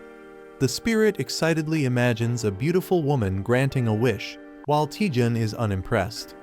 Taejun debates what to ask for, considering money as an option. He quickly dismisses the idea, realizing he should ask for something priceless instead. Determined, Taejun decides he needs to figure out what he needs the most. Suddenly, he remembers and asks about the items he got earlier. Taejun realizes his items were automatically stored in the Parsley Market vault. Confused, Taejun wonders what Parsley Market is. The spirit excitedly acknowledges that Taejun is finally asking about it. Parsley Market is revealed as a massive second-hand trading platform with over 100 million users. It has users from various dimensions, offering a wide range of items at reasonable prices. The platform provides no currency exchange fees, membership rewards, and secure transactions. Taejun is shocked to learn that even people from other dimensions use it. The spirit encourages him to try it out, while Taejun realizes he has unique access on Earth. Taejun understands his advantage. He can buy artifacts from other dimensions and sell Earth items exclusively. Excited, Taejun realizes he has the opportunity to monopolize the market. Taejun gets greedy, imagining the money rolling in, while the spirit looks unimpressed. Excited, he decides to connect to Parsley Market and collect amazing items. Taejun initiates the connection, pressing the screen. The system begins analyzing his body and player data as he connects. Taejun is amazed as he enters a bustling marketplace filled with unique beings. A dwarf vendor offers a fully enhanced dragon skin shield for 1.8 likely currency. Another seller offers arcana gems, asking for offers first. Taejun compares it to a generic mobile game, while the spirit encourages him to explore. He approaches the dwarf vendor and asks to check item prices. The dwarf happily invites Taejun to take a look at the dragon skin shield. The Dragon Shin Shield Plus 13 is a powerful B-rank shield made from dragon scales, priced at 18,000 parsley coins. Taejun questions the currency value, asking how much 18,000 parsley coins is worth. The spirit excitedly reveals that 18,000 parsley coins equals 240,000 magic stones. Taejun is shocked, realizing that 240,000 magic stones is worth over 1 billion won. He wonders if there's a cheaper item, but the spirit explains that 18,000 parsley coins is the market average. disappointed. Taejun realizes he can't afford anything. A new idea strikes him. He wonders how much the items he obtained earlier would be worth. Taejun approaches a vendor, pretending to be a newbie, and asks for a price check. He shows the vendor an unusual item and asks for its value. The vendor examines it closely, getting ready to determine its worth. The vendor declares the staff unsellable, surprising Taejun. The staff is cursed, making it difficult to use unless someone is a powerful mage. Taejun is shocked to learn the staff is completely unusable for him. He shows another item, a crystal he obtained from the same monster, for appraisal. The vendor values it at only 10 parsley coins, leaving Taejun frustrated at how worthless it is. Taejun feels disappointed, but the spirit encourages him to take things slowly. A mysterious figure approaches, asking Taejun for a trade. A demon lord offers a trade, requesting to examine the crystal. Taejun thinks it's just junk, but the demon lord insists he accepts the trade. The demon lord is pleased, revealing that with enhancements, the crystal will become valuable, and he even offers to cover the costs. Taejun excitedly accepts the demon lord's offer, thinking it's a great deal. The demon lord reveals a condition: if the enhancement fails, Taejun must cover all costs. Taejun and the spirit are shocked by the risky condition. The demon lord adds that if the enhancement succeeds, it's completely free, tempting Taejun. The spirit warns Taejun, whispering that the demon lord looks like a scammer and they should ignore him. The demon tricks new players with high enhancement costs, calling it a classic scam. A character sees through the scam, thinking only a fool would fall for it. Something unexpected happens, making the character hesitate. The demon reassures that the player can stop enhancing anytime. With confidence, he prepares to begin the enhancement. A girl tries to stop Taejun, fearing he'll lose all his money. He reassures her, saying he has a winning strategy. She questions his plan, but he tells her to watch and see. He declares he'll prove that luck-based mechanics can be broken. The demon lord explains the game rules, where Taejun can keep enhancing until he decides to stop. If Taejun succeeds, all costs are covered by the demon lord. If he fails even once, Taejun must pay everything himself, making it a risky gamble. The higher the success, the bigger the risk, making it a high-stakes game. The demon lord gives Taejun 100 parsley coins and materials for enhancement. The demon lord offers to show a perfect spot, but Taejun remains skeptical. Taejun confidently starts the enhancement, ignoring the demon lord's trickery. The obsidian crystal begins glowing, signaling something unexpected. The enhancement of the obsidian crystal was successful, granting +1 strength. The demon lord is surprised by the success rate and admires the player's boldness. The demon lord taunts, questioning if the player will stop at just one enhancement. The player smirks confidently, hinting at his next move. With a crazed look, the player declares he's going straight to +9, daring others to back out. The demon lord is shocked and questions if going straight to +9 is a wise choice. The player mocks the demon lord, laughing and asking if he's scared. The demon lord mocks the player, calling him an idiot for attempting a +9 enhancement with a near impossible success rate. Seeing the challenge, the demon lord decides to take the bet and commits his money. The player confidently confirms the deal with a smirk. He presses the Enhance button, ready to take the risk. A rapid sequence of enhancements begins, filling the screen with energy. A character panics, calling out to Taejun in disbelief. The demon lord laughs hysterically, believing the player has doomed himself. A dramatic reveal: Taejun succeeds in enhancing the crystal to +9.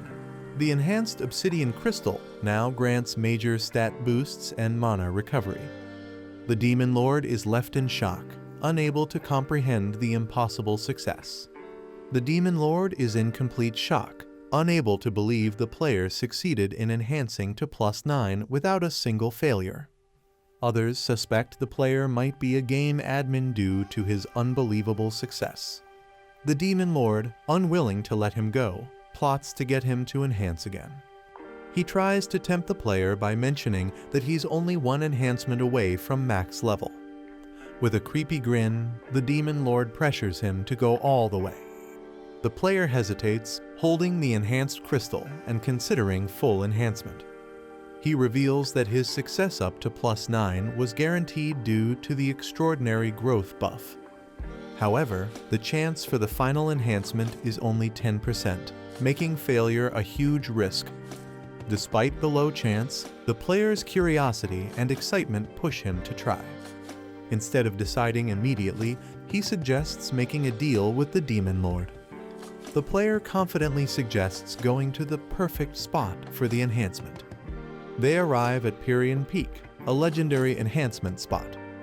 Other players pray desperately, fearing complete ruin if they fail their enhancements. The player stands calmly among the desperate crowd, exuding confidence. He claims he can feel the sorrow of all the failed enhancements from this place. The elf girl asks if enhancing at this location will increase his chances. With a smirk, the player bluntly states that it won't help at all. She is shocked and questions why they even came to this place. The player cryptically explains that luck follows a flow. He believes that understanding the right timing can help overcome even the lowest odds. The elf girl is somewhat convinced, but still questions the reason for coming here. The player cryptically asks if she can hear the wailing of countless items. He claims he can sense the precise moments when to proceed or stop based on the reactions of others. With confidence, he declares that luck is now on his side. He prepares for his final enhancement attempt, pouring all his energy into it. The enhancement process begins with a powerful surge of energy. The Demon Lord is stunned, unable to believe he's actually attempting full enhancement. He doubts the success rate, believing it's statistically impossible to succeed from 0 to +10 without failure. Everyone watches in suspense as the outcome is about to be revealed. The crystal glows intensely, marking the decisive moment. A man is screaming intensely, sweat dripping from his face.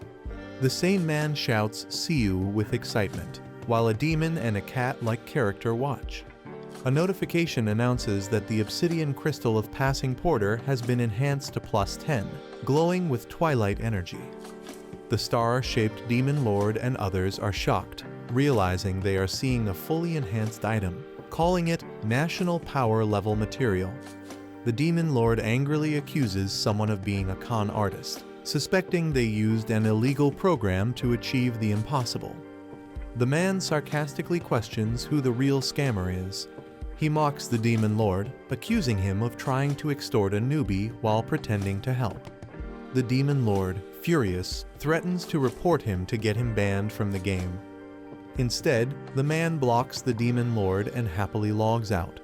The Demon Lord screams in frustration, demanding his resources back as the market logs out and synchronizes with Earth. Taejun, lying in bed, laughs about getting a maxed out item for free, while his companion sighs in relief. The elf girl worries about what would have happened if he had failed and how he would repay all the coins. Taejun casually responds, saying he would have just run away if he lost. He then laughs menacingly, mocking the real scammer, while the elf girl wonders if he is a demon. Taejun reveals that he also got valuable intel from the Parsley Market, holding up a mysterious item. Taejun holds a mysterious staff, realizing he might be able to use it. The scene shifts to the Clear Sky Guild's office, located at the top floor of a hospital. Seo Yeon HWA, the Vice Guild Master, is working at her desk and allows someone to enter. Taejun arrives, greeting her and being asked if he has recovered. He smiles, saying he isn't fully recovered yet, but is able to move. Seo Yeon HWA smiles, assuming Taejun has come because he has made a decision.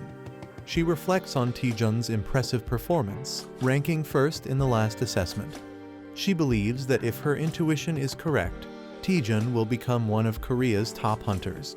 Taejun takes a determined step forward, about to make an important statement. He suddenly grabs her hands and boldly declares, "I want you." A large building with a medical cross symbol is shown. Someone questions if their skill is what the other person wants. Seo Yeon HWA teases Taejun about his way of speaking, while he looks confused. Taejun is puzzled, but the woman laughs it off, saying it was just a misunderstanding. Taejun wonders if he said something that could be misinterpreted, while a girl observes him. Taejun and the Seo Yeon HWA arrive at the 3rd basement level. Seo Yeon HWA confirms that Taejun wants to lift the curse from his item, finding it simpler than expected. Taejun hands over a skull-shaped cursed item to the Seo Yeon HWA.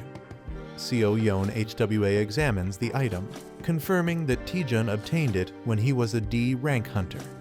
Seo Yeon HWA prepares to analyze the curse, confident that it won't take long. She activates her magic, generating a glowing green spell circle. Taejun and the girl recognize it as one of Seo Yeon HWA's powerful S-rank skills. The skill, Spell Dispel, nullifies and breaks down the structure of the targeted spell. Since a curse is just a complex spell, Spell Dispel is effective against it. A sinister man reveals that he wants that exact skill and holds a glowing crystal. Perfect Mimic's Obsidian Crystal Plus 10 allows the user to scan and store another person's skill. A man confidently declares that he won't just lift the curse, but will also steal the skill. Holding a glowing triangular artifact, he prepares to initiate something powerful. Seo Yeon HWA performs a mysterious ritual, copying the skill using green magical energy. Seo Yeon HWA, now focused, looks ahead with a serious expression. A terrifying shadowy creature suddenly appears, shocking the Seo Yeon HWA. Covered in blood, she looks exhausted while a young man reacts in horror. A monstrous entity emerges, wielding dark energy and exuding a threatening aura. The young man runs toward the woman, calling her Vice Guild Master Seo Yeon HWA. The man attacks the creature with a powerful explosion, determined to complete his goal. His eyes glow red as he focuses intensely on the situation. A terrifying dark monster with glowing red eyes emerges, exuding an ominous aura. The young man realizes that physical attacks have no effect and prepares a new strategy. He unleashes a powerful 20% fireball, summoning blue flames in his hands. The massive fireball hurtles toward the monstrous creature, illuminating the surroundings. The young man checks on Vice Guild Master Seo Yeon HWA, who admits she let her guard down but isn't fatally injured. The young man is shocked and confused, wondering where the monster suddenly came from. Seo Yeon HWA corrects him, revealing that the entity is not a monster, leaving him puzzled. She explains that the eerie figure is actually a cursed spirit, a manifestation of the curse itself. They realize that the curse is attached to the staff and can only be lifted using Spell Dispel. Seo Yeon HWA, wounded and struggling, reveals that she has been hit with a debuff skill, preventing her from using Spell Dispel. Seo Yeon HWA decides to forcefully dissipate the curse using her magic. Surrounded by intricate magical symbols, she acknowledges the loss of the staff but promises to grant a wish next time. The young man panics as he realizes something is about to go wrong. He shouts in frustration, realizing that he won't be able to lift the curse or obtain Spell Dispel. Desperately, he asks Vice Guild Master Seo Yeon HWA if she has a skill called Power Infusion, to which she hesitantly confirms. The young man asks Seo Yeon HWA if she can temporarily lend him Spell Dispel, assuring her that he will handle the situation. Seo Yeon HWA warns that the cursed spirit is too strong to be defeated with borrowed power alone. The terrifying cursed spirit, a high-level entity, looms menacingly as she explains that even for her, dispelling it is a time-consuming process. The young man confidently asks if she would be willing to trust him despite the risks. Seo Yeon HWA hesitates, looking uncertain as she processes his bold request. Seo Yeon HWA sighs in resignation, Realizing the young man is determined to lift the curse. She explains that spell dispel requires high-level calculations and that he must carefully follow her guidance. As the ritual begins, she warns that the buff duration is short, while he confidently prepares to take action. A system notification confirms that he has been temporarily authorized to use spell Dispelling. With a determined smirk, he confidently declares that if Seo Yeon HWA can't do it, he will handle it himself. With everything set up, the young man prepares to use his newfound ability while Seo Yeon HWA watches. As the battle intensifies, the cursed spirit lunges forward to attack. The young man unleashes spell Dispel, surrounding himself with powerful green energy. His perfect mimic's obsidian crystal successfully scans and saves the spell Dispel's skill, leaving one slot remaining. The cursed spirit screams in agony as its body begins to break apart from the impact of the spell. The spell Dispel Enhanced Growth version combines spell Dispel with a calculation system, allowing automatic skill execution. Seo Yeon HWA instructs Hunter Taejun to analyze the calculation formulas behind the skill structure. Taejun, now confident and glowing with energy, assures her that he already understands what to do. Seo Yeon HWA is shocked, doubting that this complex process can be performed by instinct alone. Taejun, now fully prepared and brimming with power, boldly declares, "Don't worry, here we go again." The cursed spirit shrieks in anger as it prepares to attack. Taejun, filled with determination, challenges the cursed spirit, ready to unleash his power. He activates Lee Taejun's ultimate automatic spell Dispel macro version, sending a massive surge of energy toward the enemy. The cursed spirit roars in agony as it is overwhelmed by the powerful blue energy. Seo Yeon HWA watches in shock, realizing that the curse is truly disappearing. Even a skilled spellcaster would need at least 5 years to analyze this complex curse. Taejun effortlessly calculates and breaks the spell structure, impressing those watching. The curse takes the form of a ghostly entity as it begins to break apart. Taejun successfully dispels the cursed spirit using spell Dispel, leaving everyone in awe. The Eratus staff is now completely freed from its curse. Taejun sarcastically praises Vice Guild Master Seo Yeon HWA, shocking her. He humbly admits that handling such a skill proves YS rank hunters are on another level. Seo Yeon HWA is stunned, realizing Taejun is far more impressive than she expected. She worries that joining Clear Sky Guild might actually hold him back. She suggests that Taejun check out Hwarring Guild, where the guild master has something for him. She smiles, implying that whatever it is could greatly benefit Taejun. The scene shifts to Hwarring Guild, located in the mountains. A giant red-scaled beast appears, preparing to fight. A martial artist with red afro hair proudly demonstrates his rising dragon fist technique. He ignites his fists with fiery energy, calling it a rare opportunity to witness his ultimate skill. The martial artist prepares himself, ready to demonstrate his technique. He uses Phantom Step, moving at incredible speed with a fiery aura. He launches his powerful Rising Dragon one-horn strike at the massive beast. Proud of his display, he asks if the technique was impressive, while Taejun awkwardly agrees. Meanwhile, a sinister figure observes the fight, holding a mimic crystal, waiting for the right moment to steal the skill. The protagonist dashes forward with intense energy, preparing for an attack or skill on Hanyang Island. Using a copied skill, the protagonist unleashes a powerful Rising Dragon strike against monstrous beasts. Laughing confidently, the protagonist marvels at the high-quality item they have obtained. The character gleefully expresses gratitude for receiving a high-class martial art for free, unaware of any hidden costs. A game-like notification reveals that the user's strength stat is too low, having the effectiveness of their skill. Shocked, the protagonist realizes that their free skill might not be as beneficial as they thought.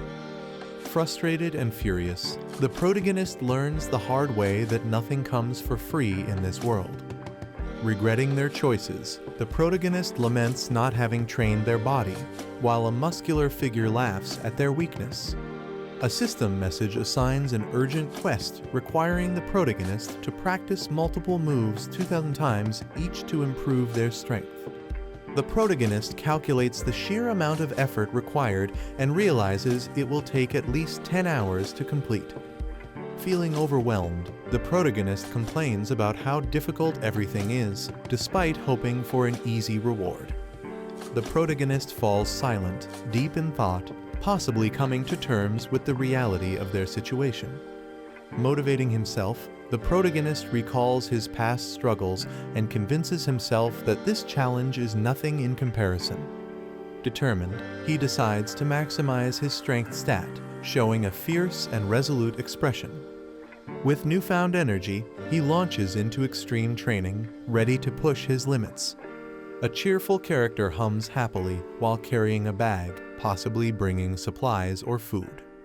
She warmly offers food to Taejun, reminding him to take care of himself while training. She is shocked or confused by something unexpected. A close-up of a sweating and exhausted Taejun, breathing heavily from intense training. Taejun, now muscular and toned, stands confidently, surprising those around him. The female character observes Taejun's unusual behavior, suspecting something has changed about him. The narration reveals that Taejun, once ordinary, is excelling in the B rank hunter exam and gaining attention from guild leaders. Taejun's rapid and unnatural growth is compared to a butterfly emerging from a cocoon, highlighting his transformation. Lee Xian-ah feels conflicted about someone's growing recognition, sensing they are drifting apart. She is startled when addressed, realizing she might be caught for unauthorized training. She nervously tries to cover up, fearing punishment for using the training room without permission. Instead of scolding, the other person reassures her, patting her head. They notice an unusual aura, which turns out to be Taejun fighting inside the training room. The observer recognizes Taejun's martial arts style and seems intrigued. Taejun, surprised, greets the observer, who acknowledges their past acquaintance. The man acknowledges Taejun's success in passing the B rank hunter exam. Taejun humbly thanks him for the compliment. The man asks if Taejun is still working as a freelancer, and Taejun confirms. The man decides to make an offer to Taejun. He explains that an expedition is planned, but a member dropped out due to injury. Lee Xian-ah panics and interrupts, concerned about something. She expresses her worry that the expedition might be too difficult for Taejun. Taejun asks about the dungeon's difficulty, and they reveal it's a grade 2 dungeon with little information available. Lee Xian-ah worries about the unknown dangers in the dungeon and is concerned about Taejun's safety. Taejun is surprised by her concern and calls her name. Internally, Taejun feels frustrated, believing she is underestimating him. The man reassures them that Taejun should be able to handle the dungeon and reminds them that joining is optional. He suggests that fighting real monsters will be more beneficial than just training in a controlled environment. Taejun realizes that fighting in real battles gives a significant advantage compared to training. He agrees to join the expedition, but has one question. Taejun slyly confirms that freelancers keep all the magic stones they collect. Taejun walks through the city with a small spirit-like creature following him. A text conversation shows someone reminding Taejun to arrive on time, but he's still on his way. Taejun finds the situation annoying while the spirit calls out to him. The spirit warns him that it's dangerous to move freely since the culprit behind the evaluation manipulation is still unknown. Taejun reassures the spirit, saying he'll be with Shinhwa Guild members this time. The spirit questions if Shinhwa Guild can be trusted. A backstory panel explains that Hwarang Guild's Mati Pyong and Shinhwa Guild's Cha Sunhyun have been close friends for 20 years, strengthening the relationship between both guilds. Taejun explains that Shinhwa Guild is highly unlikely to be involved in the manipulation. Taejun confidently brags about his strength, claiming he's nearly invincible. He insists his confidence is justified, but the spirit warns him to stay cautious. They arrive at a grade 2 transfer-type dungeon, which has no prior information. Lee Seon-ah is surprised to see Taejun already there. She introduces him to the team members from Shinhwa Team 3. No Young-chul, the youngest member, enthusiastically introduces himself. The team prepares to enter the dungeon, ensuring everyone is present. Lee Seon-ah reveals that one more person is joining, which surprises the team. She explains that a member got injured last night, so they called in a replacement hunter. Taejun is shocked to hear about another hunter, just as someone yells at him to move. Taejun turns around, noticing someone approaching. A rough-looking man steps out of a car, annoyed by Taejun. The man rudely questions if Taejun is deaf, acting intimidating. Taejun and the others realize this is the replacement hunter, and his appearance makes them uneasy. Taejun politely introduces himself to the rough-looking hunter and asks for his name. The man remains silent, staring at Taejun with a serious expression. He suddenly bursts into loud laughter, making the situation awkward. He rudely questions who Taejun is, clearly unimpressed. Ignoring Taejun, he tells the team to hurry up and enter the dungeon, frustrating Taejun. Lee Seon-ah calms Taejun down, explaining that despite his rough attitude, he is a well-known figure in the industry. Kim Ji-hoon is revealed as an A-rank freelance hunter, infamous for his terrible personality but unmatched skills. Kim Ji-hoon hoards all the magic stones, taking advantage of his freelancer status. His teammates suffer, left without resources, even for medical treatment. Taejun and Lee Seon-ah discuss Ji-hoon's reputation, realizing how terrible he is. Taejun has a moment of self-reflection, feeling like he can relate to Ji-hoon's greed. Taejun acknowledges that meeting someone like Ji-hoon was bound to happen sooner or later. Ji-hoon intimidates one of the younger team members, asserting his dominance. Taejun, with a sinister grin, plans to give Ji-hoon a taste of his own medicine. A blood-red sky signals danger as a monster appears. Ferocious monsters charge forward, screeching wildly. The team prepares for battle, maintaining formation. Lee Seon-ah watches as the fight turns intense. A strong fighter swiftly eliminates low-level monsters. Kim Ji-hoon laughs, feeling rusty in battle. Lee Seon-ah scolds Kim Ji-hoon for acting alone. She warns that his reckless actions endanger the team. Kim Ji-hoon dismisses her concerns, questioning her leadership. Lee Seon-ah is furious after being insulted as a leader. Kim Ji-hoon mocks her, emphasizing power and fame. He laughs, belittling her leadership as he walks away. Another team member grits his teeth in frustration. A mysterious castle welcomes them under the red sky. Duke Duwas, the ruler of the cursed land, introduces himself. Kim Ji-hoon rudely interrupts, demanding answers. Duke Duwas reassures them he won't keep them long. The land once sealed away a great and ancient evil. The land was cursed, unfit for human life, until an artifact suppressed its evil. The artifact purified the land through consecration. Someone has stolen the sacred artifact, causing concern. Duke Duwas explains that restoring the artifact could revive the land. The invaders broke the artifact into pieces and scattered them.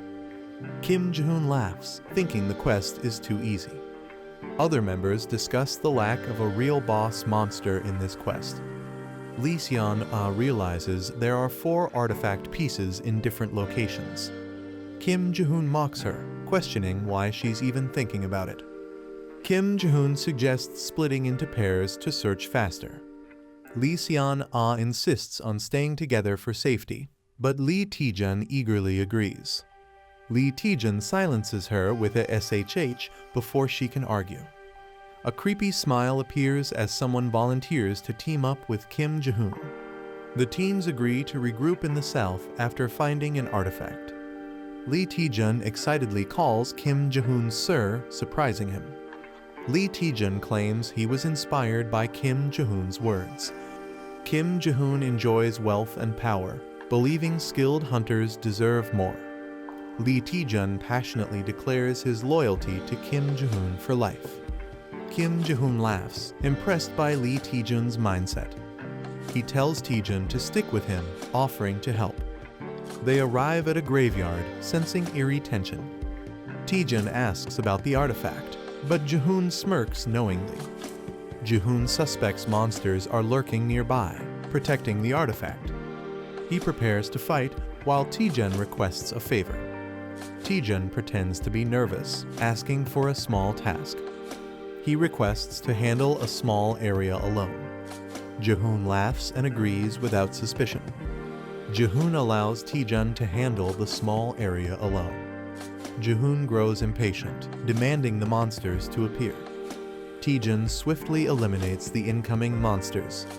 Taejun pretends to be lucky after obtaining high-grade magic stones. Jae-hoon complains about not getting any loot as more monsters are spotted.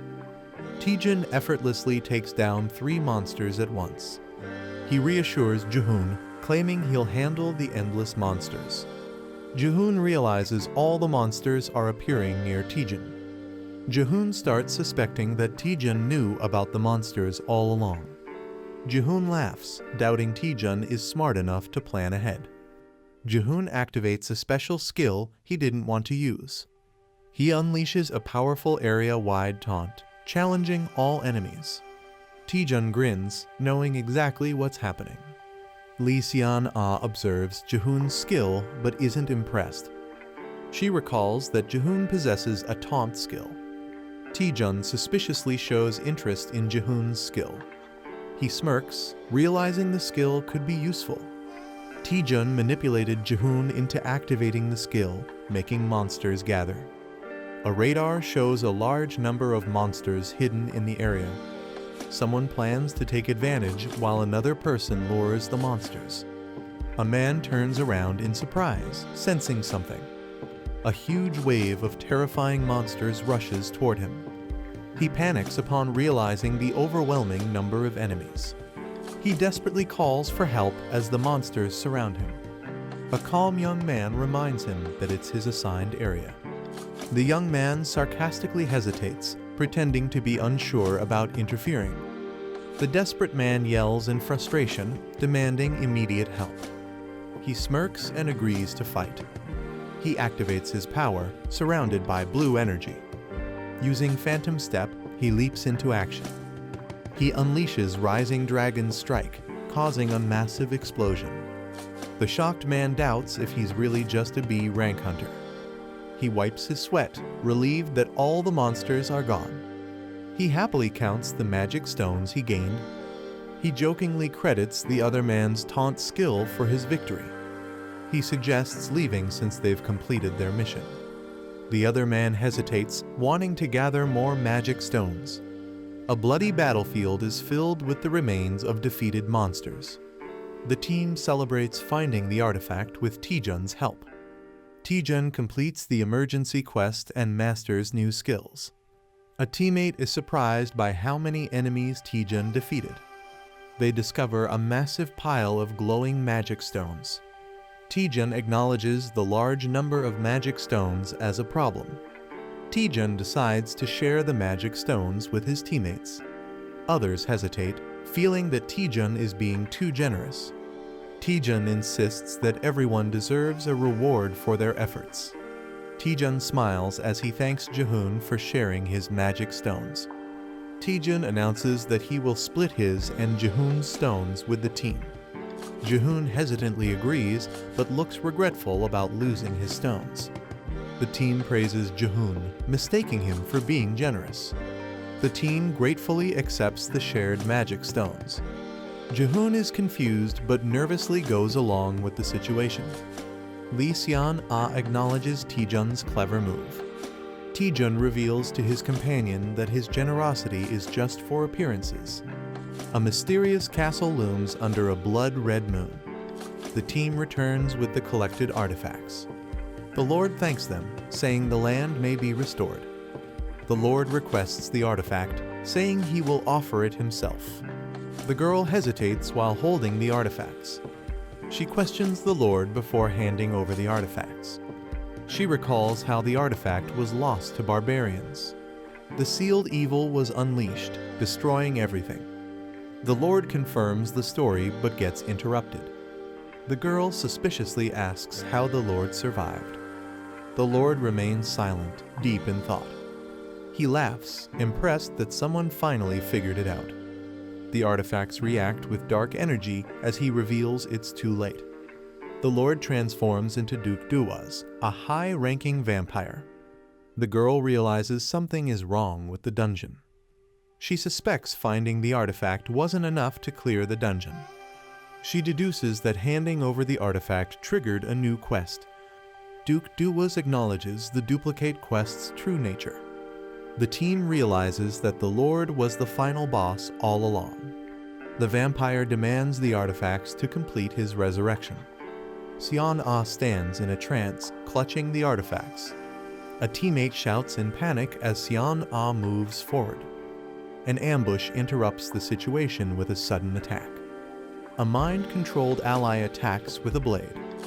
Charm's evil eye is revealed as a powerful mind control ability. The vampire's charm skill has taken control of an ally. Taejun realizes his spell nullification skill protected him. The vampire mocks Taejun, questioning his resistance to the power. Taejun mocks the vampire with a rude gesture. He taunts the vampire, who is visibly irritated. The vampire begins the ritual to restore his full power. He commands his mind-controlled servants to attack. Taejun finds the situation troublesome as his allies turn against him. The vampire laughs, knowing Taejun values his comrades. He predicts Taejun's downfall at the hands of his allies. Taejun prepares a counterattack, activating a skill. With a powerful strike, an enemy is taken down.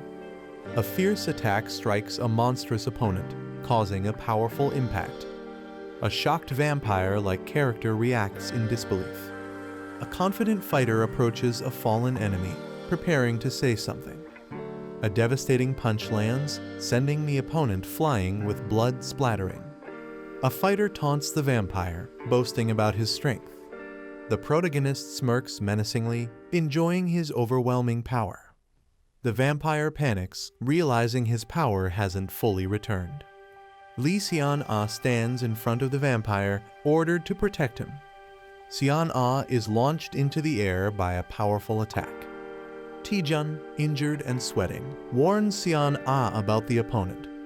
Sion-ah moves at an incredible speed, making it difficult to stop her.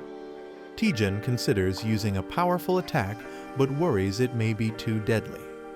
The vampire laughs and taunts Taejun, understanding the situation. Someone accuses Taejun and Sion-ah of being in love, shocking both of them.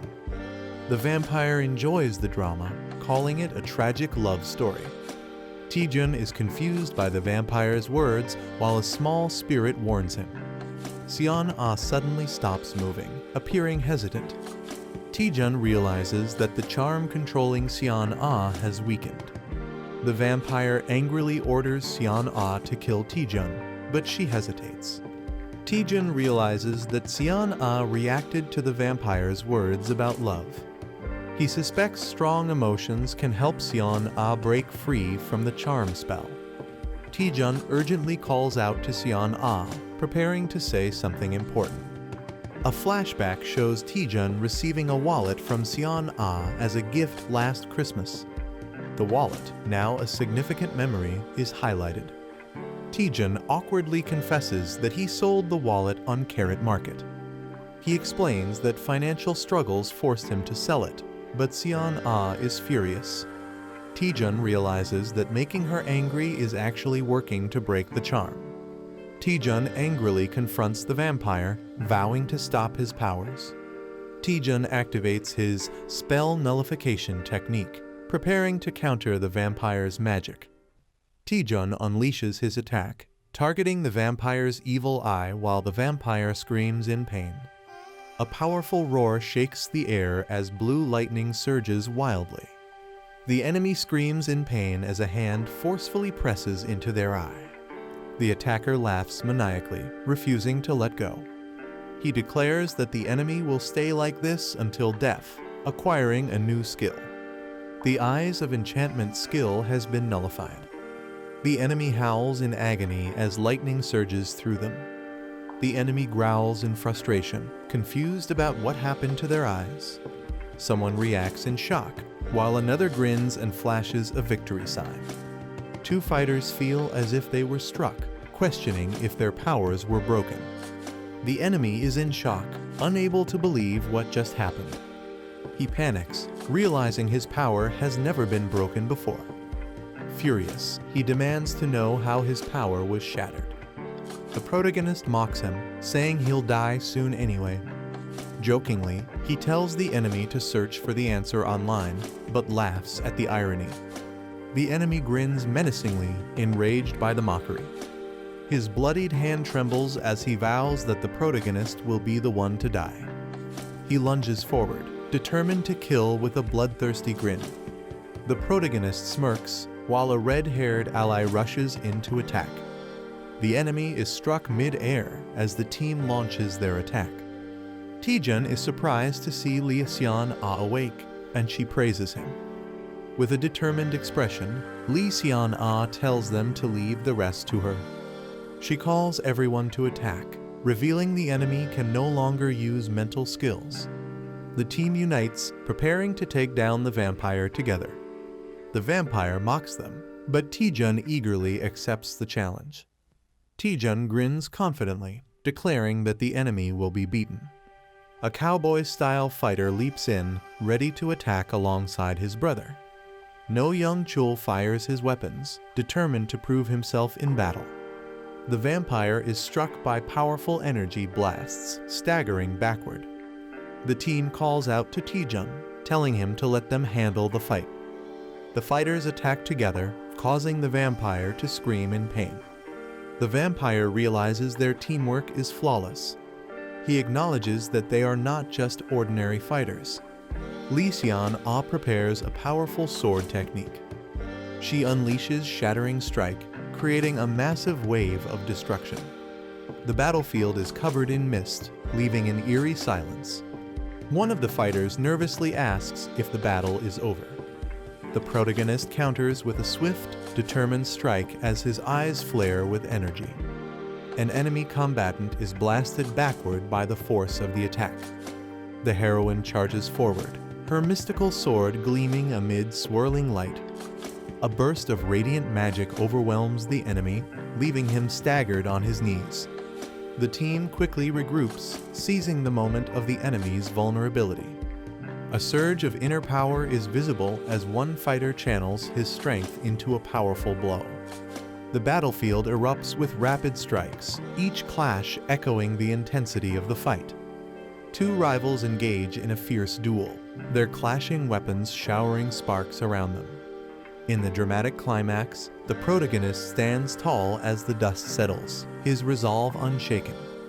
The group celebrates, but Lee Seon-ah suddenly realizes someone is missing. They find Hunter Kim Jae-hoon unconscious on the ground.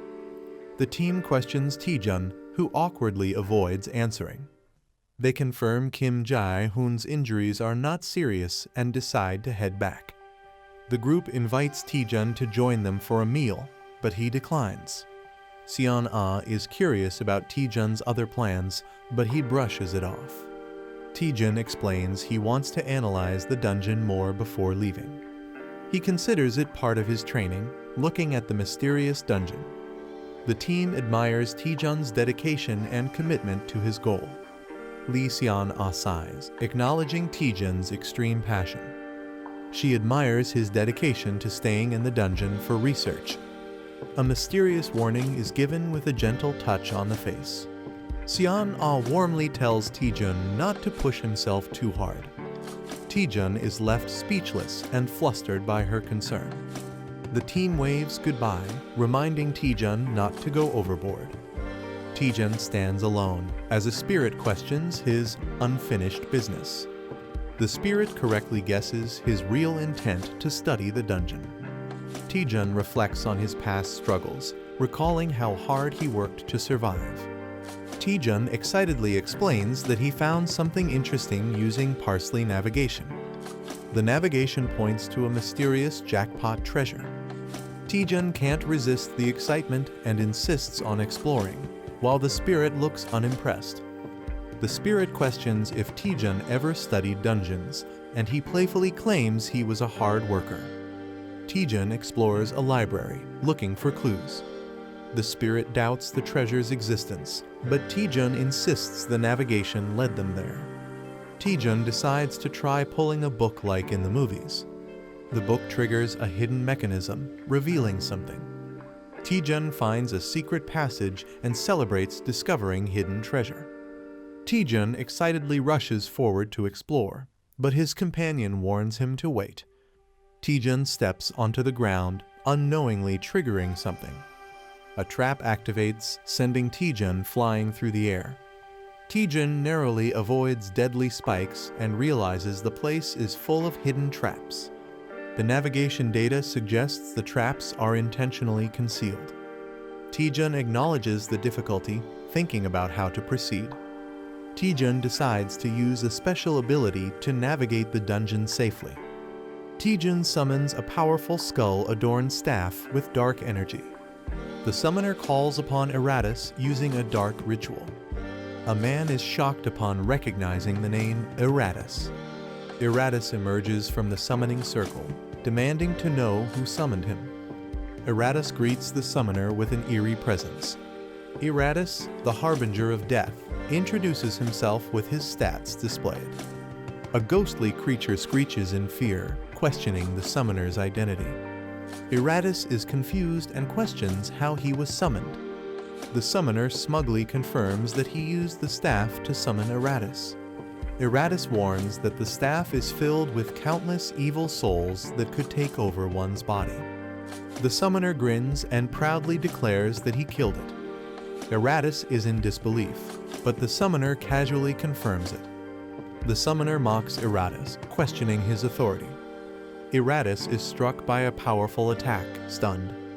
The summoner warns Eratus to obey or face destruction. The summoner teases Eratus about his speech being too formal. The summoner gives Eratus his first command.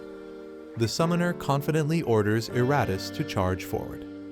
Eratus hesitates, confused about the direction. The summoner warns Eratus not to disappoint him. Eratus panics and rushes forward at full speed. Eratus turns in shock, realizing something is wrong. Eratus screams as he is shattered and unsummoned. The summoner calmly marks one trap as cleared. Eratus is revived, confused by what just happened. The summoner orders Eratus to charge forward again. Eratus runs straight into a fire trap. Eratus burns to ashes and is unsummoned once more. The spirit questions if the summoner will continue this madness. The summoner grins and confirms without hesitation. Lee Taejun declares he shows no mercy to his enemies. The spirit awkwardly accepts his reasoning. The summoner commands Eratus to body slam. The summoner praises Eratus for being a great detector. Eratus has grown stronger through repeated deaths. The summoner realizes Eratus is surviving traps better. He wonders if this is due to an extraordinary growth ability. Eratus blushes, feeling proud of his progress. The summoner plans to research extraordinary growth after the expedition. Eratus is shocked that his master is leaving after just saying, "Good job." Eratus protests, claiming even immortals have rights, but the summoner doesn't care. Eratus is unsummoned once again. The summoner moves on while the spirit calls him cold-hearted. The spirit believes they have reached the end of the dungeon. The summoner wonders if something feels off. He notices a suspiciously large tombstone.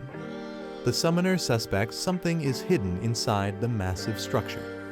He touches the surface, triggering glowing purple symbols. A statue presents a red box containing a bracelet. The spirit recognizes it as a bracelet made from previous relics. The summoner considers appraising it, but worries about the cost. He hopes it turns out to be a powerful, world-class item. The elf girl excitedly explains that items don't need to be appraised one by one. She introduces the Item Analyzer app that makes analyzing items easy. The guy is shocked and frustrated that she didn't mention this earlier. She insists she told him before, but he was too distracted to notice. He tries using the Item Analyzer, and it scans an item automatically. The Relic of Malice is revealed as a unique grade bracelet with special vampire-related skills. He is shocked by its high grade, while the elf urges him to check the skills. The aesthetic of the vampire passive skill allows rapid healing except for severe injuries. Charm of the vampire skill allows controlling weakened targets. He gets excited about automatic healing, while the elf girl compares it to a duke's skill. She questions if the charm skill will ever be useful. He grins sinisterly, confident it will be very useful. He laughs, saying humans are everywhere, while the elf girl looks uneasy. He tells Merie that she doesn't understand how the world works. He warns that humans can be scarier than dungeon monsters. A mysterious figure confirms their target, a newly ranked B-class hunter. A stealthy assassin with the Silent Shadow skill is assigned to handle the target alone. Lee Taejun arrives at the location, unaware that the assassin is watching him. The assassin recalls that Taejun was a D-rank porter not long ago but quickly rose to B rank. The assassin believes Taejun must die for becoming too noticeable. He launches a swift attack while Taejun finds the situation strange. Taejun stands victorious after a sudden counterattack, confused about the navigation error. The assassin is down, and Taejun questions when he appeared. Taejun wonders if the assassin had an invisibility skill, as he wasn't detected before. Taejun confidently tells the assassin to stop hiding and come out. With a sinister smile, Taejun unleashes powerful energy, warning he'll keep attacking until the assassin is dead. He throws a powerful, blue energy kick. The kick lands with explosive force on the opponent. A man watches in shock and fear. He unleashes a flurry of punches, overwhelming his enemy. The enemy begs for mercy, but the fighter hasn't even started. He mocks the defeated enemy, saying kids lack toughness. He casually asks the beaten man to introduce himself. The man, scared and bruised, reveals he's from the Red Hounds. The protagonist thinks the name Red Hounds sounds familiar. He remembers the Red Hounds as a criminal group that assassinates hunters for money. He questions the Red Hound member, who pleads for his life. He mocks the man's excuse of just following orders, calling him shameless. He prepares to interrogate the man using a mysterious power. He activates Vampire's Charm to control the man's will. A loud scream echoes from inside a castle. Two Red Hounds wonder why their teammate hasn't returned. Han Jong-pil thinks it's taking too long to deal with a B-class hunter. He says next time he'll handle it himself, joking about the rookie's slow work. Han Jong-seo says the rookie's just slow due to lack of experience. The older brother mocks, saying the rookie might end up beaten like him. The protagonist appears with the captured brother and calls them out. He says their late parents would be ashamed of what they've become. They ask how he knows them. He admits he interrogated the youngest. He jokes that he came himself to gather the rest of the info. One brother gets angry and blames Han Jong-chul.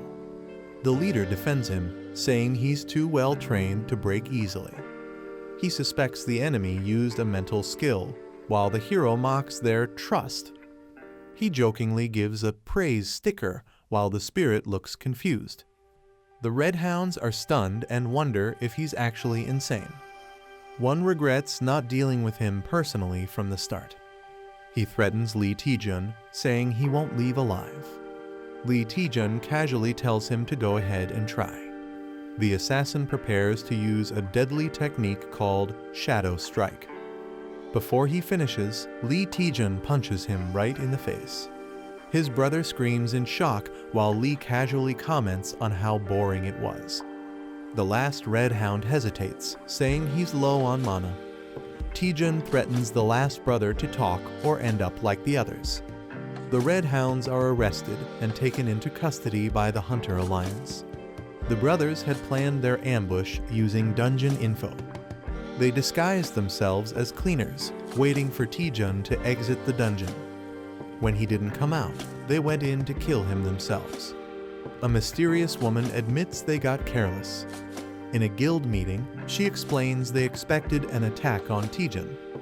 She didn't expect them to sneak into a dungeon owned by Shinhwa Guild.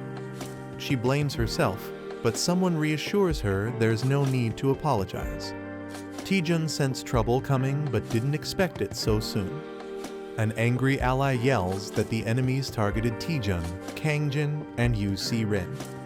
He wants to go interrogate them by force, but Taejun stops him.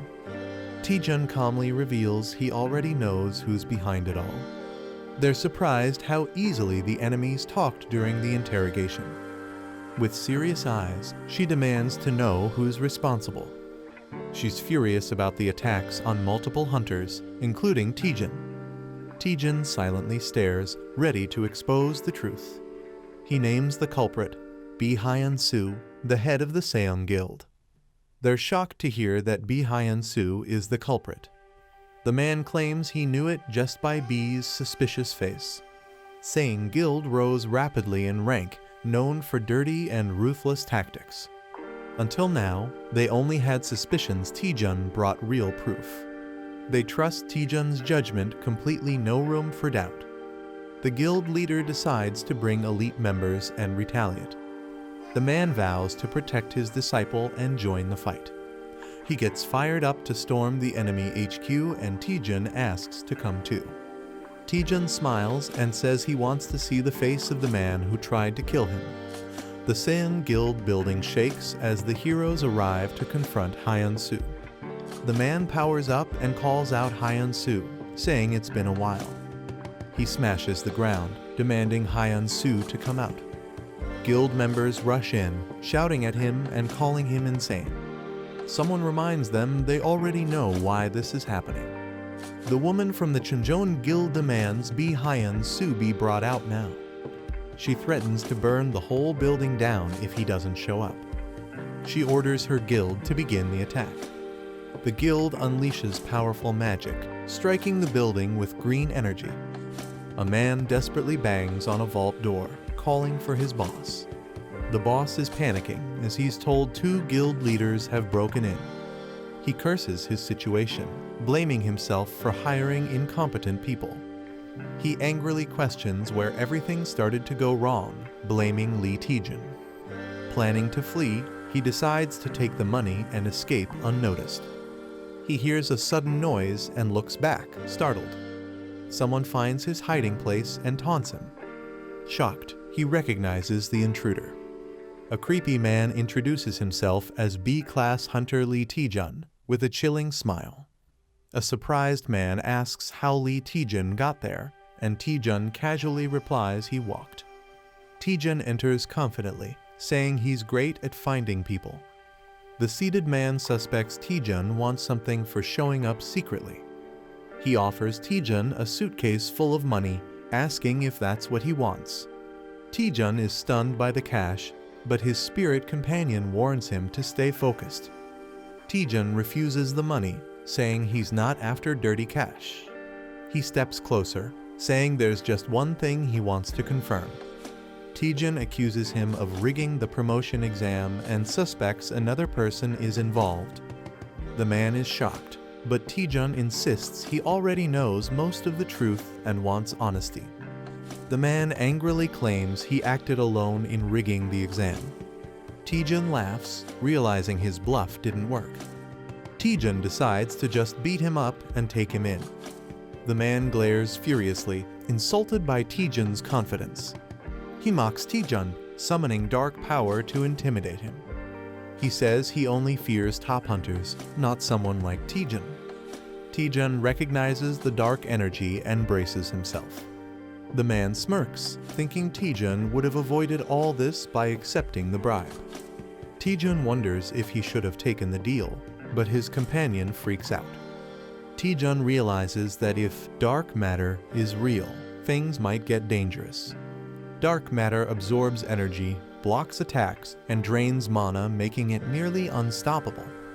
Taejun's spirit warns him to run, but Taejun stays calm despite the threat. Taejun mocks the opponent, calling the dark matter fake and weak. The enemy is shocked Taejun would fight with just a fireball and accuses him of bluffing. Taejun activates a QR scanner ability to expose the truth behind the opponent's skill. He charges down confidently, ready to reveal what's really going on. The scan reveals it's just a copied skill with only 10% of its original power. Realizing he's been exposed, the man panics and begs to talk it out. Taejun blasts his enemy with a powerful electric attack. The enemy screams in pain as the electricity hits hard. He rolls on the ground shouting for help, while Taejun is confused. Taejun is surprised that the enemy is so weak even though he held back. Water is dumped on the burnt man while Taejun tells him to stop being dramatic. Soaked and miserable, the enemy admits he's done talking. Taejun activates a skill to search for any hidden tricks or surprises. A damaged building sets the scene for Taejun's victory over Bi Hyun-soo. Taejun gets praised for being way more capable than the usual HQ members. Taejun humbly agrees with praise, while the man proudly smiles.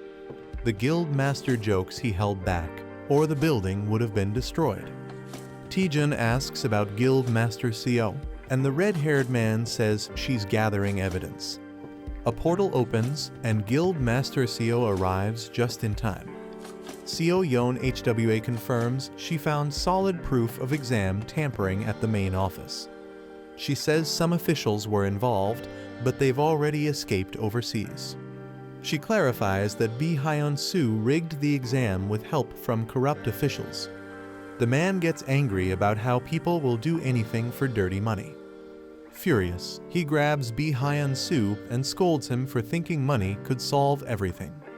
The man drags Bi Hyun-soo off for a beating before handing him over, while Taejun and Seo just watch.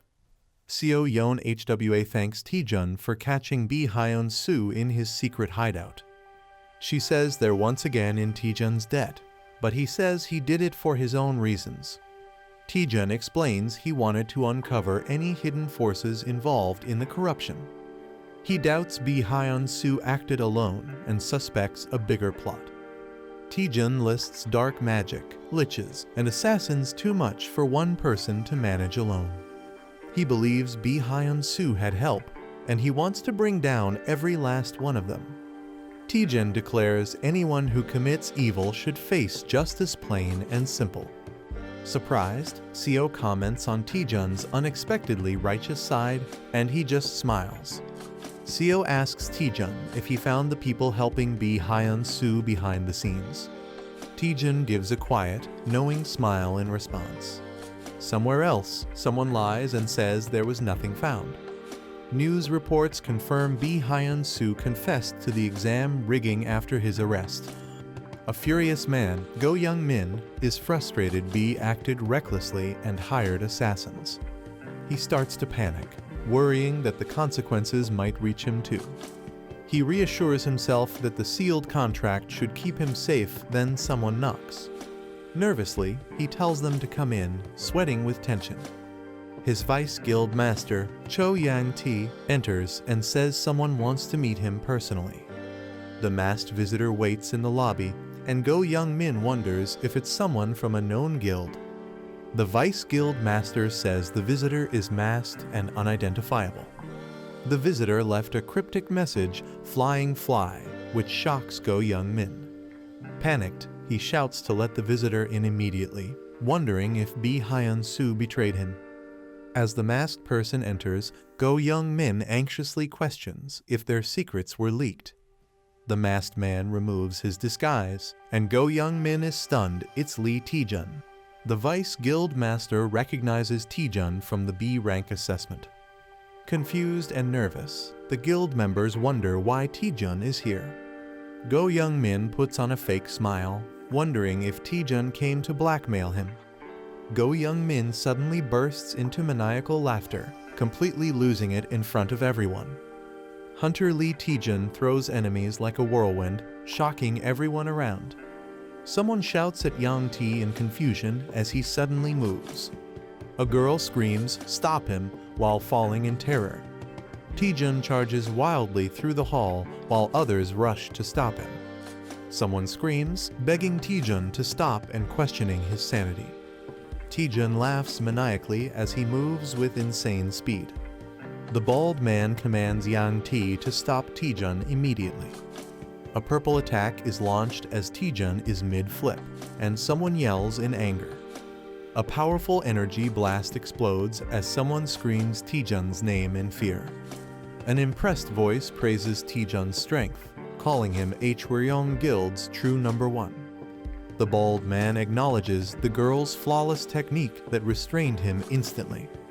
The girl slams someone into the ground, saying it's enough to pass the entry test. The man introduces himself while Taejun flips mid-air and restrains him with help from the girl. Taejun proudly states his name with confidence and a smile. Taejun says he attacked just to test the guild's skill level before joining. He smirks and says it was all just a test to see how they'd react. Someone watches Taejun nervously, thinking he's totally insane. The man is stunned by Taejun's behavior, calling it beyond crazy. He warns Taejun not to act foolish, reminding him of where he is. He mocks Taejun, saying a weakling without necromancy has no place here. Taejun mocks back, laughing at how obsessed they are with necromancy. The Hwaryong Guild was built by Go Jin-ho, a master of uncontrollable blood magic. He changed how people saw necromancy and dark magic, making the guild one of Korea's top 5. But now, after the first guild master retired, it's nearly bankrupt. Taejun says they can't afford to be picky and should see crisis as opportunity. He boldly declares that joining him will revive the Hwaryong Guild. The man hesitates, unsure, while Taejun prepares to reveal more. Taejun hands him a paper, saying, "Take a look at this." The man reads the document in shock, realizing its significance. A dramatic gasp bursts out. Whatever he saw left him horrified. Go Young-min panics and hides the document when asked what it is. He realizes Lee Taejun had known everything from the very start. The paper reveals shady deals and manipulation in the B-rank assessments. Taejun grins smugly, asking if they've changed their mind yet. He leans in creepily, pressuring Young-min to sign the contract. Angrily, someone slams their fist on the table, shouting, "You little." Yang T yells at Young-min for letting a non-necromancer into the guild. Young-min nervously tries to calm Yang T down. He nervously argues Taejun is weird, but his skills are top-notch. Yang T complains that Taejun is only here to drain the guild's resources. He warns that Taejun must learn necromancy no matter what. If not, Taejun will face a brutal lesson during initiation. A peaceful city view sets the scene for a calm moment. Taejun enjoys his coffee, finally feeling relaxed. Guan Rimi teases him, saying he's living the good life. She reminds him that bounty hunters were just after him, urging caution. Taejun says he has a plan and wouldn't sit around carelessly. He shows a special ring, saying it helps assassins avoid being caught. Wearing the ring changes Taejun's appearance so most people won't recognize him. The ring is called the Ring of the Hidden Hunting Dog and disguises the user randomly. Guan Rimi feels relieved Taejun can now move around safely. She wonders why Taejun chose Hwaryong Guild over the better-known ones. Taejun says other guilds are fine, but dealing with their demands would be too much trouble. He doesn't want to deal with constant international expeditions. He also dislikes being dragged into political events by top guilds. Since Hwaryong is ranked low, it lets him freely profit from monastones. He even gets to set his own contract terms. Guan Rimi now fully understands his reason. Taejun casually says he might go shopping since it's been a while. Guan Rimi is surprised by his sudden interest in shopping. Taejun says splurging now and then is worth it. Let's go waste some money. They arrive at a huge, impressive building that leaves Taejun in awe. Taejun laughs, saying he never imagined this life before money really is powerful. Guan Rimi questions the place, feeling it's not an ordinary mall. Taejun explains it's the largest marketplace for hunters, packed with all kinds of gear. The mega mall has everything from weapons to armor, updated weekly with rare items. It's called Gwimuljeon, a massive hunter-only shopping complex in Korea. Taejun is about to shop when someone suddenly recognizes him. A girl says she barely noticed him with the item on. She says she's heard of him from her brother. Taejun is confused. She introduces herself as Cha Yeren, leader of the Shinhwa Guild. Taejun greets her and realizes she's the sister of Cha Soo-hyun. He asks why the Shinhwa Guild leader is at a mall, and she's surprised he doesn't know. Cha Yeren reveals she runs the mall and visits to check new items weekly. Taejun is shocked the biggest mall in Korea belongs to Shinhwa Guild. He apologizes for not recognizing her, and she says it's fine since she avoids media. A girl asks Taejun if he has some free time, catching him off guard. She tells Taejun she heard about his heroic actions during the dangerous dungeon expedition. She offers him a reward as a token of thanks for saving lives. Taejun politely refuses, saying he didn't do it for a reward and her gratitude is enough.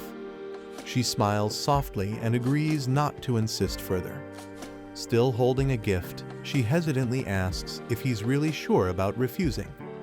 Taejun looks shocked when she says he could have picked anything he wanted. She shyly reveals the gift was from their exclusive VIP item store. She double-checks if Taejun is really okay with giving up the reward. She reminds him it's a rare VIP exclusive item she was offering. Taejun is stunned to realize she was offering such a valuable item for free. She starts to walk away disappointed, but Taejun stops her. Taejun changes his mind and asks to see what items are available. While riding the elevator, she comments that Taejun seems more ordinary than she expected. She admits she thought Taejun would have a more unique presence. She explains her expectations were based on all the impressive rumors about him. Taejun laughs awkwardly, realizing he unintentionally hyped himself up. She reassures him kindly. She admits she likes how humble and grounded Taejun seems. She laughs, wondering if Seon-ah might not like her saying that Taejun is confused. As the elevator opens, she tells Taejun that the area ahead is only for VIP customers. She invites him to look around freely in the special VIP section. Taejun is amazed they've entered the rare item store's VIP section. He realizes the items are worth billions and is shocked at their value. He's stunned to realize that she, the person before him, owns everything here. She asks Taejun if anything caught his eye. He admits it's hard to choose. Blushing, Taejun says there is something that definitely caught his eye. Taejun points to a set of items and asks what they are. She smiles and says Taejun has unique taste. She explains the items once belonged to legendary guild masters from Korea. Though no longer usable, the items are preserved to honor their legacy. She tells him they aren't for sale, but offers to show even better items. An assistant notifies her that the vice director of Hyonin Guild has arrived. She realizes she's late for a critical meeting. She says goodbye, planning to meet Taejun again after the meeting. The spirit warns Taejun about his deep bowing, but he says it's part of work life. The spirit is confused why Taejun is interested in such an old, useless item. The item is a broken gauntlet with zero durability, once used by a forgotten martial artist. Taejun admits it's useless, but something about it draws his attention. He can't explain why. but he feels strongly interested, especially since it connects with his skill set. He receives a quest: obtain a synergy item to unlock a new status window function. He recalls that the system never gives him impossible quests, always something he can handle. He realizes there must be a way to restore the broken gauntlet somewhere. Taejun dramatically pleads with the director to help him fix it, desperate for a solution. He even gets on all fours and barks like a dog to show how serious he is, leaving the spirit speechless. Taejun lies on the floor, desperately trying to think of a way to convince the director. He overhears something surprising and snaps to attention. He's confused, hearing someone mention a previous agreement and contract fee. Director Cha Yerin appears surrounded by guards. Someone seems to be causing her trouble. Taejun realizes something: he might have a chance here. He sees an opportunity to help the director and earn her favor, and maybe that item too. Determined, he dashes off to help her like a dramatic hero. He dramatically declares himself as the loyal hound ready to serve Director Cha Yerin. Cha Yerin, unimpressed, expresses her disappointment and asks how long he'll keep being stubborn. Kang Young-seok sarcastically praises the director's boldness while defending his high pricing. He smugly says it's only fair business to charge what something's worth. Director Cha Yerin is visibly annoyed by his attitude. He's pushing her buttons. Taejun rushes in after hearing the commotion, ready to help. Young-seok dismissively tells Taejun to move aside, not knowing who he is. He claims they're in the middle of an important business meeting. Cha Yerin tries to stop Taejun, but he plays along, pretending to respect the business. Taejun throws a cheeky line, saying he enjoys business, especially business class flights. With a smug grin, Taejun takes a seat and suggests they talk business. Kang Young-seok asks who Taejun is, and Director Cha hesitates to respond. Taejun looks at the weapons and begins to piece together the situation. The Hyonin Guild specializes in item appraisal and dominates the Korean market. Because of that monopoly, the Shinhwa Guild is forced to comply even with unfair treatment. Taejun confidently introduces himself as Cha Yerin's legal advisor. With a big grin, he asks what the issue is, as if it's just casual business. Director Cha is confused by his bold claim, while Kang accepts it without question. Kang explains they're being asked to appraise too many items in too short a time. He says hiring extra staff increases cost, and the added payment wasn't nearly enough. Kang Young-seok demands double the original fee, shocking both Taejun and Cha Yerin. Taejun says he understands the issue, but finds something suspicious about it. He confirms with Kang that the Hyonin Guild is supposed to be an appraisal specialist. Taejun questions why experts would need a whole week. It sounds too slow and inefficient. He mocks them, laughing that a week per item is absurd and saying he'd have found another guild by now. Kang becomes visibly angry and offended by Taejun's words. Kang challenges him, warning that switching guilds could ruin all their items. He explains that a wrong appraisal can permanently destroy an item's value. Taejun listens as Kang insists that taking a chance with another guild is too risky. The director questions if any other guild can handle the job. The woman tells Taejun to back off before things get worse. Taejun apologizes for stepping out of line and disturbing business. Taejun leaves quietly, and the director feels satisfied. The director smugly claims their appraising skills are unmatched. Cha Yerin shows up, surprising the director. Lee Taejun cheerfully introduces himself as the new item appraiser. A man nervously greets Director Cha Yerin for the first time. Lee Taejun proudly introduces himself as the new item appraiser.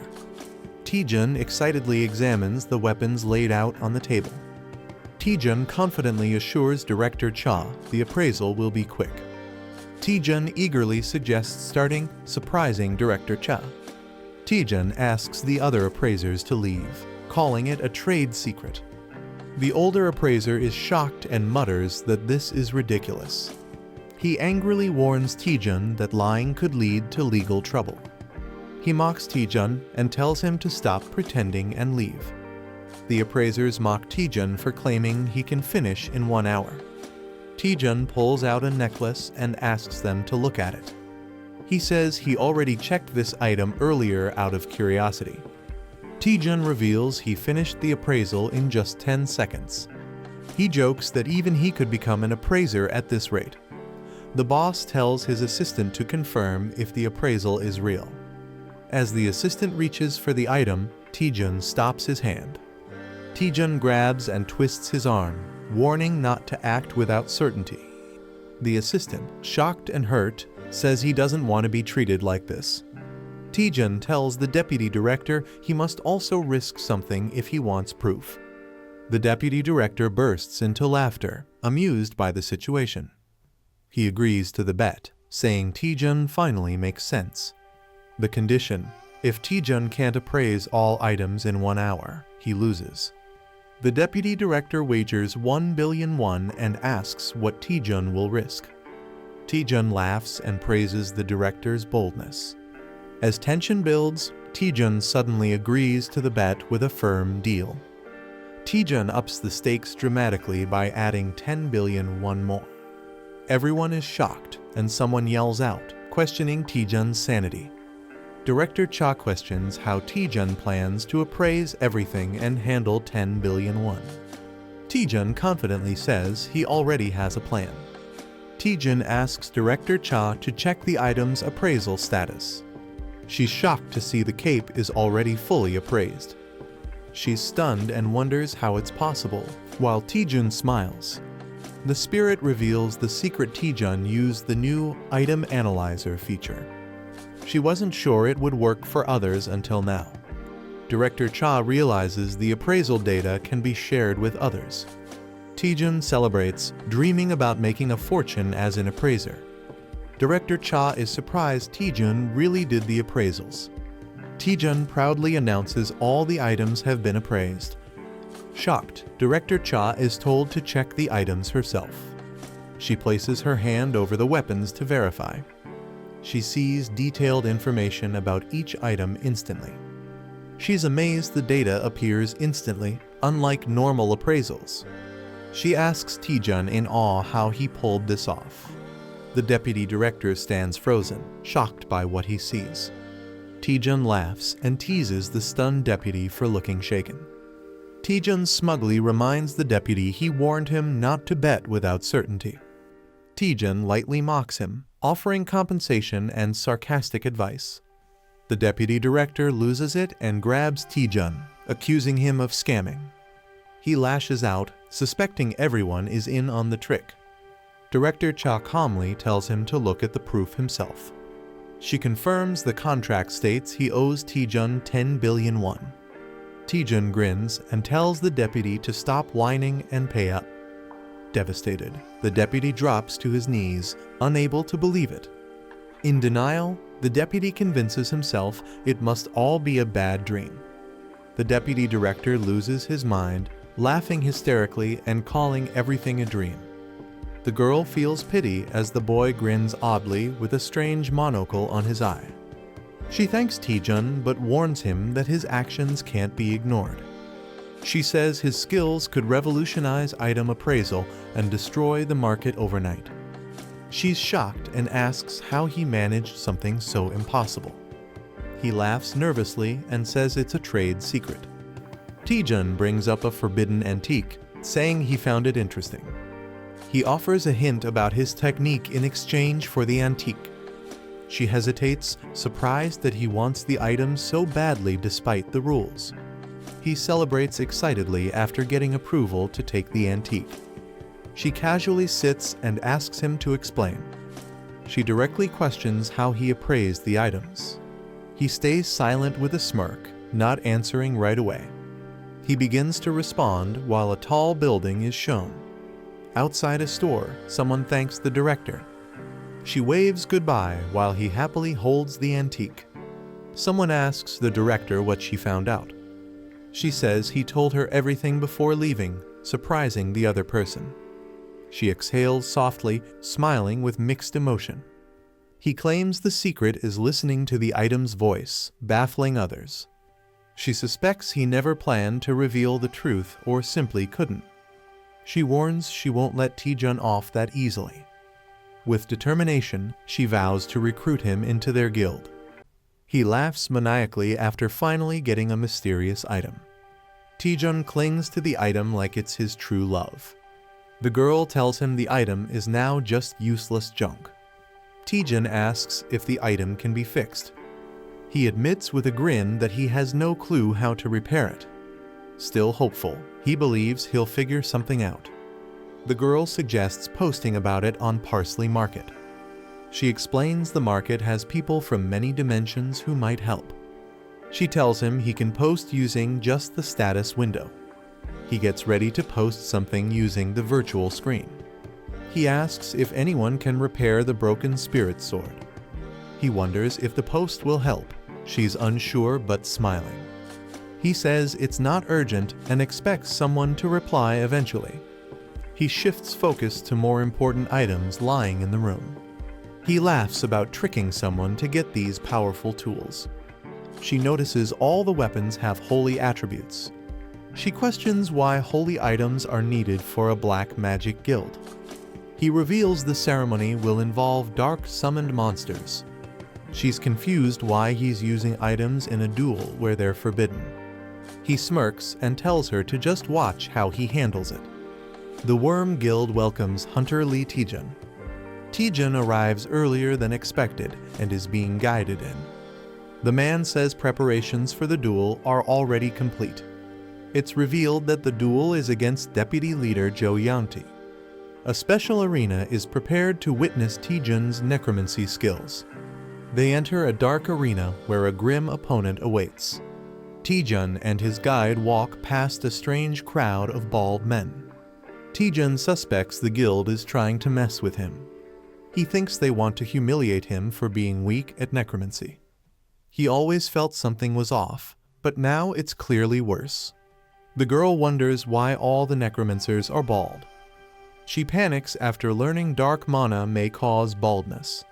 The opponent reminds Taejun of the duel rules. The duel will be strictly limited to necromancy skills. If Taejun wins, he can join the guild on his own terms. But if he loses, something ominous awaits. If Taejun loses, he must serve the guild leader forever. Taejun expected this and isn't surprised at all. Jo Yangti secretly controls the guild from behind the scenes. The guild is crumbling because of Jo Yangti's selfish rule. Taejun decides to add his own condition to the duel. If he wins, Taejun wants to replace the current deputy leader. He also demands compensation for the guild's financial damage. Taejun adds a wicked grin, making it entertaining for the crowd. The opponent realizes things might not go as planned. He angrily denies causing any harm to the guild. He claims the guild survives only because of him and summons a powerful Death Knight. He dares Taejun to show what he's got. He wants to see if Taejun's necromancy is truly impressive. The battle begins as energy builds around them. Taejun confidently calls out to a spirit named Eratus. The audience reacts with surprise and confusion. Taejun's summon is revealed to be a single skeleton warrior. Everyone doubts Taejun, mocking him for summoning just a skeleton.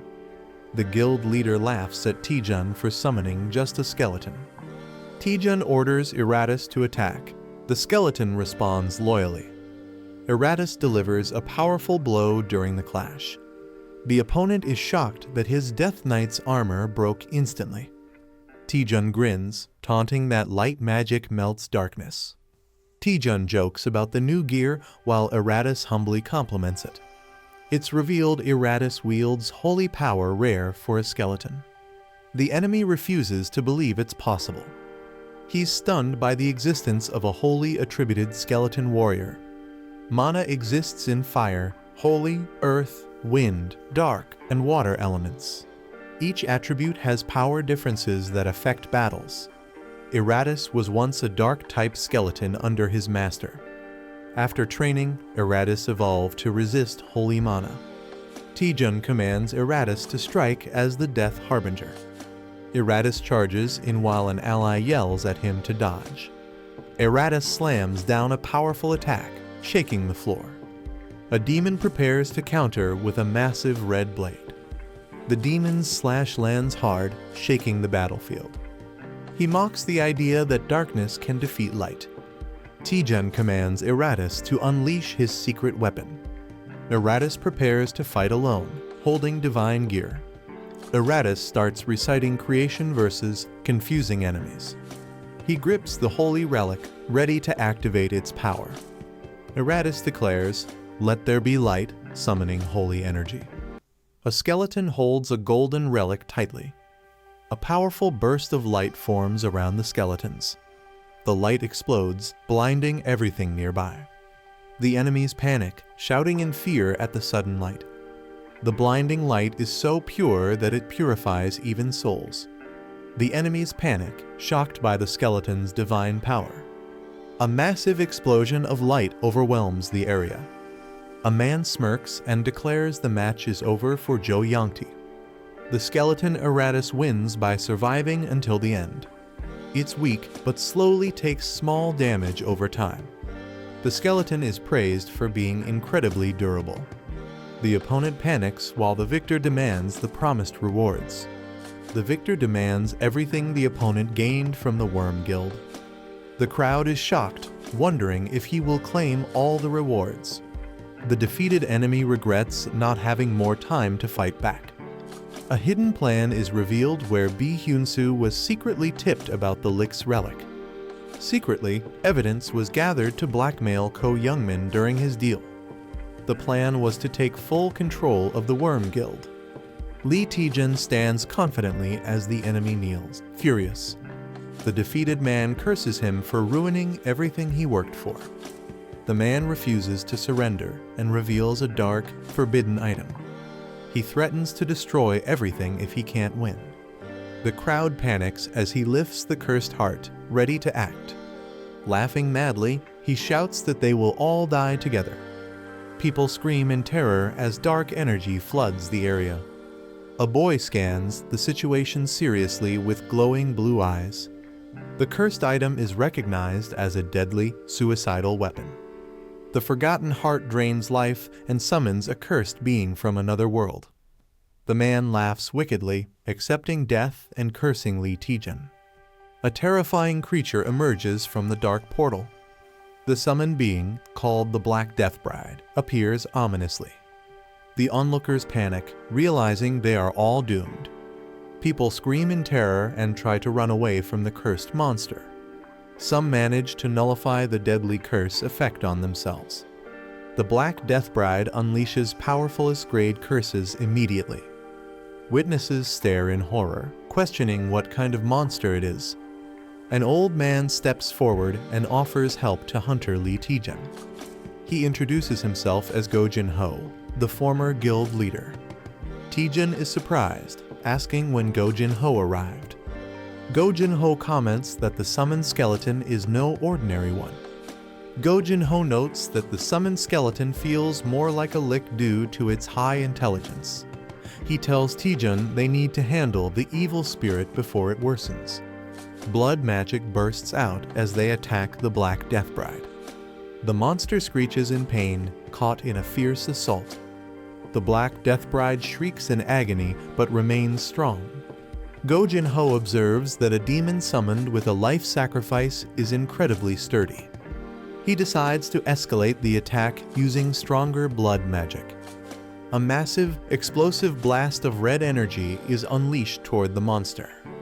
Taejun watches in awe, amazed by the legendary power of the Guqin Bone King. Go Jin-ho is revealed as the legendary Guqin Bone King, a master of blood magic. He once ruled the world after the Great Cataclysm and made the Worm Guild famous. The Black Death Bride shrieks as his attack strikes it. Go Jin-ho launches another blood attack with full force. Suddenly, he shows signs of exhaustion, surprising everyone. Lee Taejun rushes to support the weakened Bone King. It's explained that blood magic uses the caster's own blood, making it risky. Fighting the cursed monster in close combat is extremely dangerous. Another fighter prepares a long-range fireball attack instead. The boy launches a powerful fire attack at the monster, shouting fiercely. The Black Death Bride is hit but shows no real damage. Taejun is shocked, realizing the attack failed to harm it. The monster quickly charges toward them, gaining speed. Taejun worries because his mana is low after using the fireball earlier.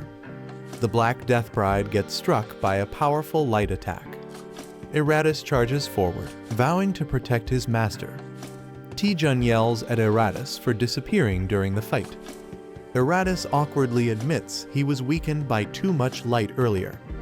Eratus admits he fainted while standing during the earlier fight. He reassures everyone that he will now protect his master with all his strength. Eratus bravely blocks the Black Death Bride's next attack. Taejun and the Spirit Girl notice that Eratus's personality feels strangely different.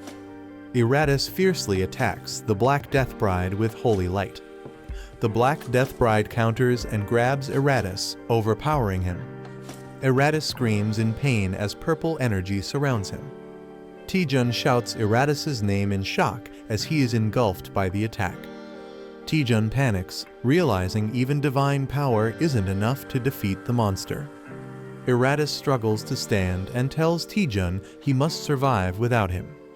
Eratus decides to burn all his remaining strength into one final attack. His sword glows brightly as he prepares to sacrifice himself. Taejun shouts in shock, trying to stop him, but Eratus charges forward. Taejun panics, warning Eratus about the cost of using the item. He cries out, saying once used, the item can never be recovered. Eratus charges ahead, holding the glowing, powerful weapon.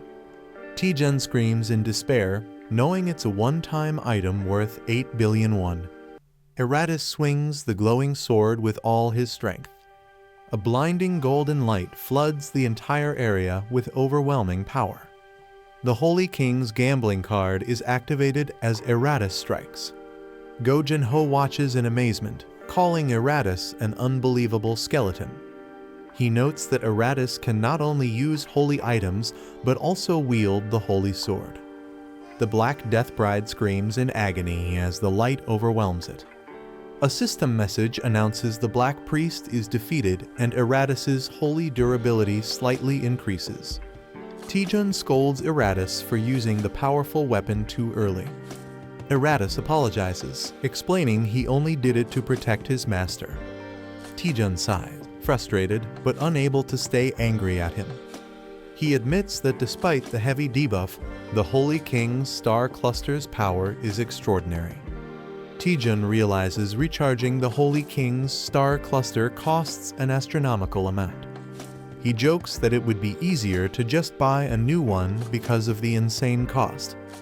Taejun pats Eratus and acknowledges his bravery and determination. He smiles and praises Eratus, saying he did a good job. Eratus feels emotional as Taejun thanks him for saving his life. Guchin Bone King notes that Eratus is stuck with a troublesome debuff. Taejun asks if he needs to take any action to fix it. Guchin advises him to simply release the summon and let it rest for a while. Guchin admits it's the first time he's seen a skeleton wield holy weapons. He says the sight reminded him of the heroes of the past. Taejun shyly smiles, thinking it was just a skeleton. Guchin sincerely thanks Taejun for everything he did. Guchin says Taejun helped stop Zhou Yangti's betrayal plan. He acknowledges that their goals aren't so different. Guchin asks Taejun if there's anything valuable left in Hwaryeong. Taejun awkwardly laughs, realizing Guchin had seen through him from the start. Taejun explains he joined Hwaryeong Guild only for his own benefit. He says he never intended to take anything from others. Taejun confirms that Hwaryeong Guild still holds value for him. Guchin quietly accepts his answer with a nod. Guchin declares in front of everyone that Taejun's abilities have been proven through the duel. He praises Taejun for defeating Jo Yangti and saving everyone from the summoned spirit. Guchun formally announces that Taejun will become the vice guild leader of Hwaryeong. Taejun is surprised and confused, not expecting this sudden promotion. Taejun is told to give his induction speech and feels awkward about it. He confidently introduces himself to the guild members. Taejun simply says he has only one thing to tell them. He shouts that everyone should protect each other's livelihood, surprising everyone. The scene shifts to Myth Guild's building shining under the sunset. News spreads that Lee Taejun has officially joined the Hwaryeong Guild as vice leader. A man feels surprised and betrayed by Taejun's decision. He blames another man for being careless and losing talented people again. The woman scolds her brother for losing talented people like Lee Taejun. She regrets not bringing Lee Taejun into their guild earlier. She can't understand why someone with his talent would join Hwaryeong Guild. She decides to ask Seon Ah, who is close to Taejun, for help. The girl says she's unsure if asking Taejun to join Myth Guild will work. She explains that although they're close, even she doesn't fully understand Taejun's thoughts lately. The woman wonders why Taejun suddenly joined Hwaryeong after insisting on freelancing. The girl admits that despite 10 years of friendship, Taejun remains unpredictable. Taejun arrives at the guild, determined to keep getting stronger. Guild members welcome him warmly with a red carpet and cheer for the new vice guild leader. A bald guild member insists on personally guiding Taejun to his office. Taejun, a bit overwhelmed, casually waves and tells him to proceed. Taejun feels awkward, noting how polite everyone is compared to what he expected. The spirit asks how he feels about becoming vice guild leader, and Taejun starts doubting if it's what he truly wanted. Taejun reflects that success feels lonelier than he imagined. Finally, he lies down exhausted, unsure about his new path. Taejun reflects that he's been chasing his goals non-stop without thinking much. After clearing many difficult quests, he's grown rapidly and caught up with strong hunters. Although he's gotten stronger, he feels a strange uneasiness inside. He questions if it's really okay to grow this powerful so quickly. Taejun starts doubting the manager, realizing he knows too little about her and the system. He recalls that it was strange he had a unique status window that no one else on Earth had. The manager panics after discovering something shocking while investigating the dramatic growth. Taejun urgently asks what's wrong, and she reveals she found critical information. Taejun asks what kind of information the manager found, and she begins reading it to him. She explains that users of dramatic growth quests must follow strict quest rules. If users fail to complete quests in time, their growth effects will be immediately invalidated. Taejun is shocked and panicked after hearing the serious consequences. Taejun panics after learning that the dramatic growth system limits user growth and could erase everything he's gained. The quest window appears, showing that Taejun has only 2 days left to complete the mission. The boy is shocked, realizing everything they worked for might be lost. The elf girl nervously confirms the bad news. He screams in frustration, while she defends herself saying she only found out by stealing the info. Another boy suspects she was sent just to secretly monitor him. The boy is stunned after seeing how insanely overpowered the hidden skill really is. The elf girl hesitates, saying there's information she still can't reveal. He complains about how she always avoids giving straight answers, frustrated by her secrecy. She clenches her fist with determination and assures him that she is always on his side. The boy asks if he can trust her, and she responds with a cheerful yes, calling him a friend. He thinks deeply, concluding that she doesn't seem like a bad person. Remembering her concern during past dangers, he decides to give her the benefit of the doubt. Gaining some trust, they shift focus to check the remaining time on their quest. The elf girl updates the interface, and Taejun is relieved he can finally see the quest details.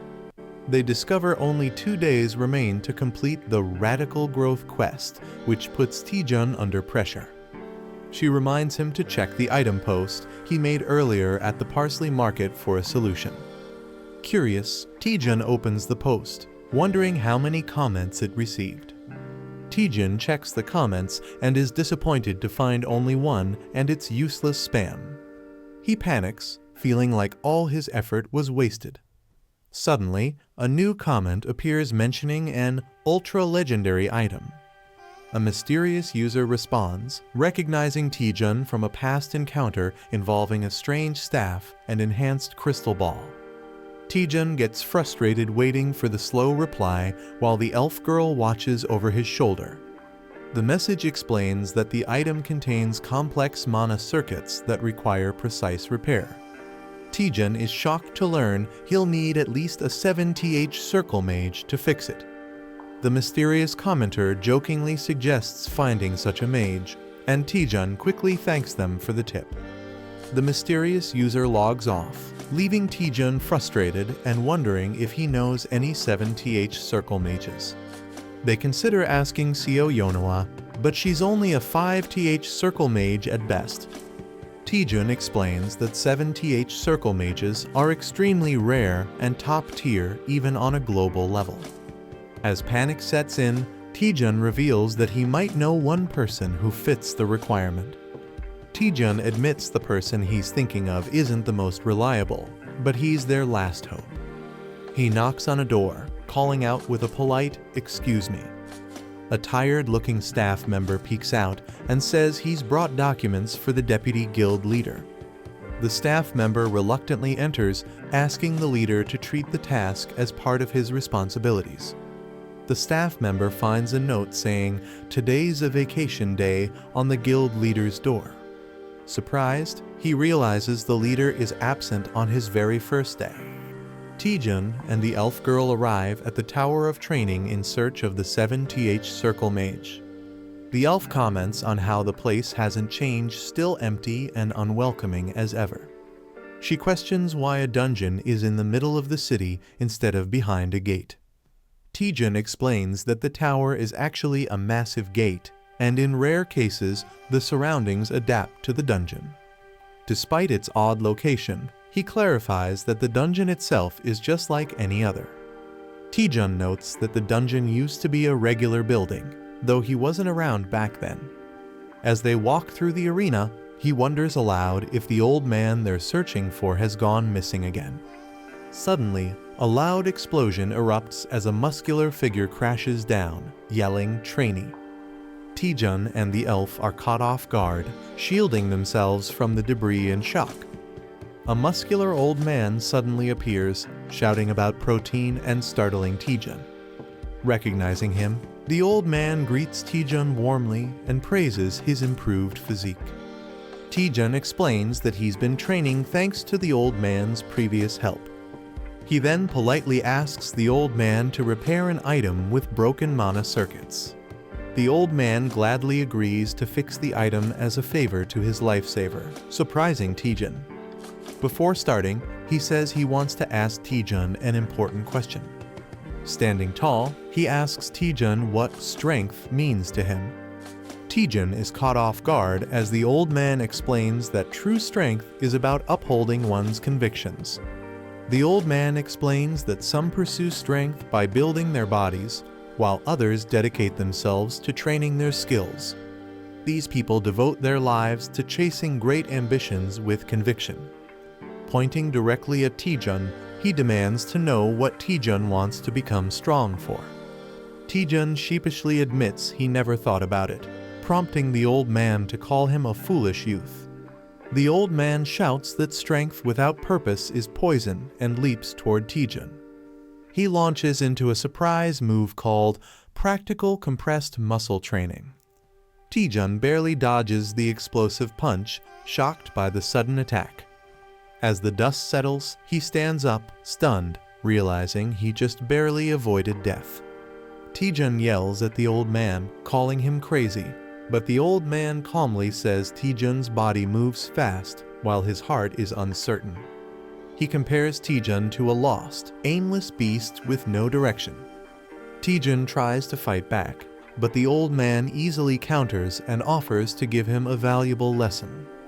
With a confident pose, the old man assures Taejun that he'll take it easy on him despite his overwhelming strength. Taejun, clearly annoyed, glares at the old man and accuses him of provoking him on purpose. He launches into an attack, jokingly warning not to report him for hitting an elder. Using a powerful skill, he charges with intense force toward the old man. The old man blocks the move effortlessly, impressed by the weight and force behind Taejun's strike. Taejun, filled with determination, declares the fight isn't over yet. He unleashes his powerful technique, the Rising Dragon Divine Fist. His glowing fist charges forward, bursting with intense blue energy. The old man braces himself as the attack comes crashing down from above. Taejun's powerful attack creates a massive explosion, making it seem like the battle is over. Excited, Taejun and the elf girl wonder if they've actually defeated the old man. But the old man calmly reappears, praising Taejun's strength and creative combat skills. He warns them they've forgotten something crucial while Taejun focused on physical power. The old man reveals a glowing magical attack and reminds them that he's also a mage, casting Elkeroid's Fireball X. This is the end of the video. If you guys want to see the next part, then don't forget to subscribe and like the video.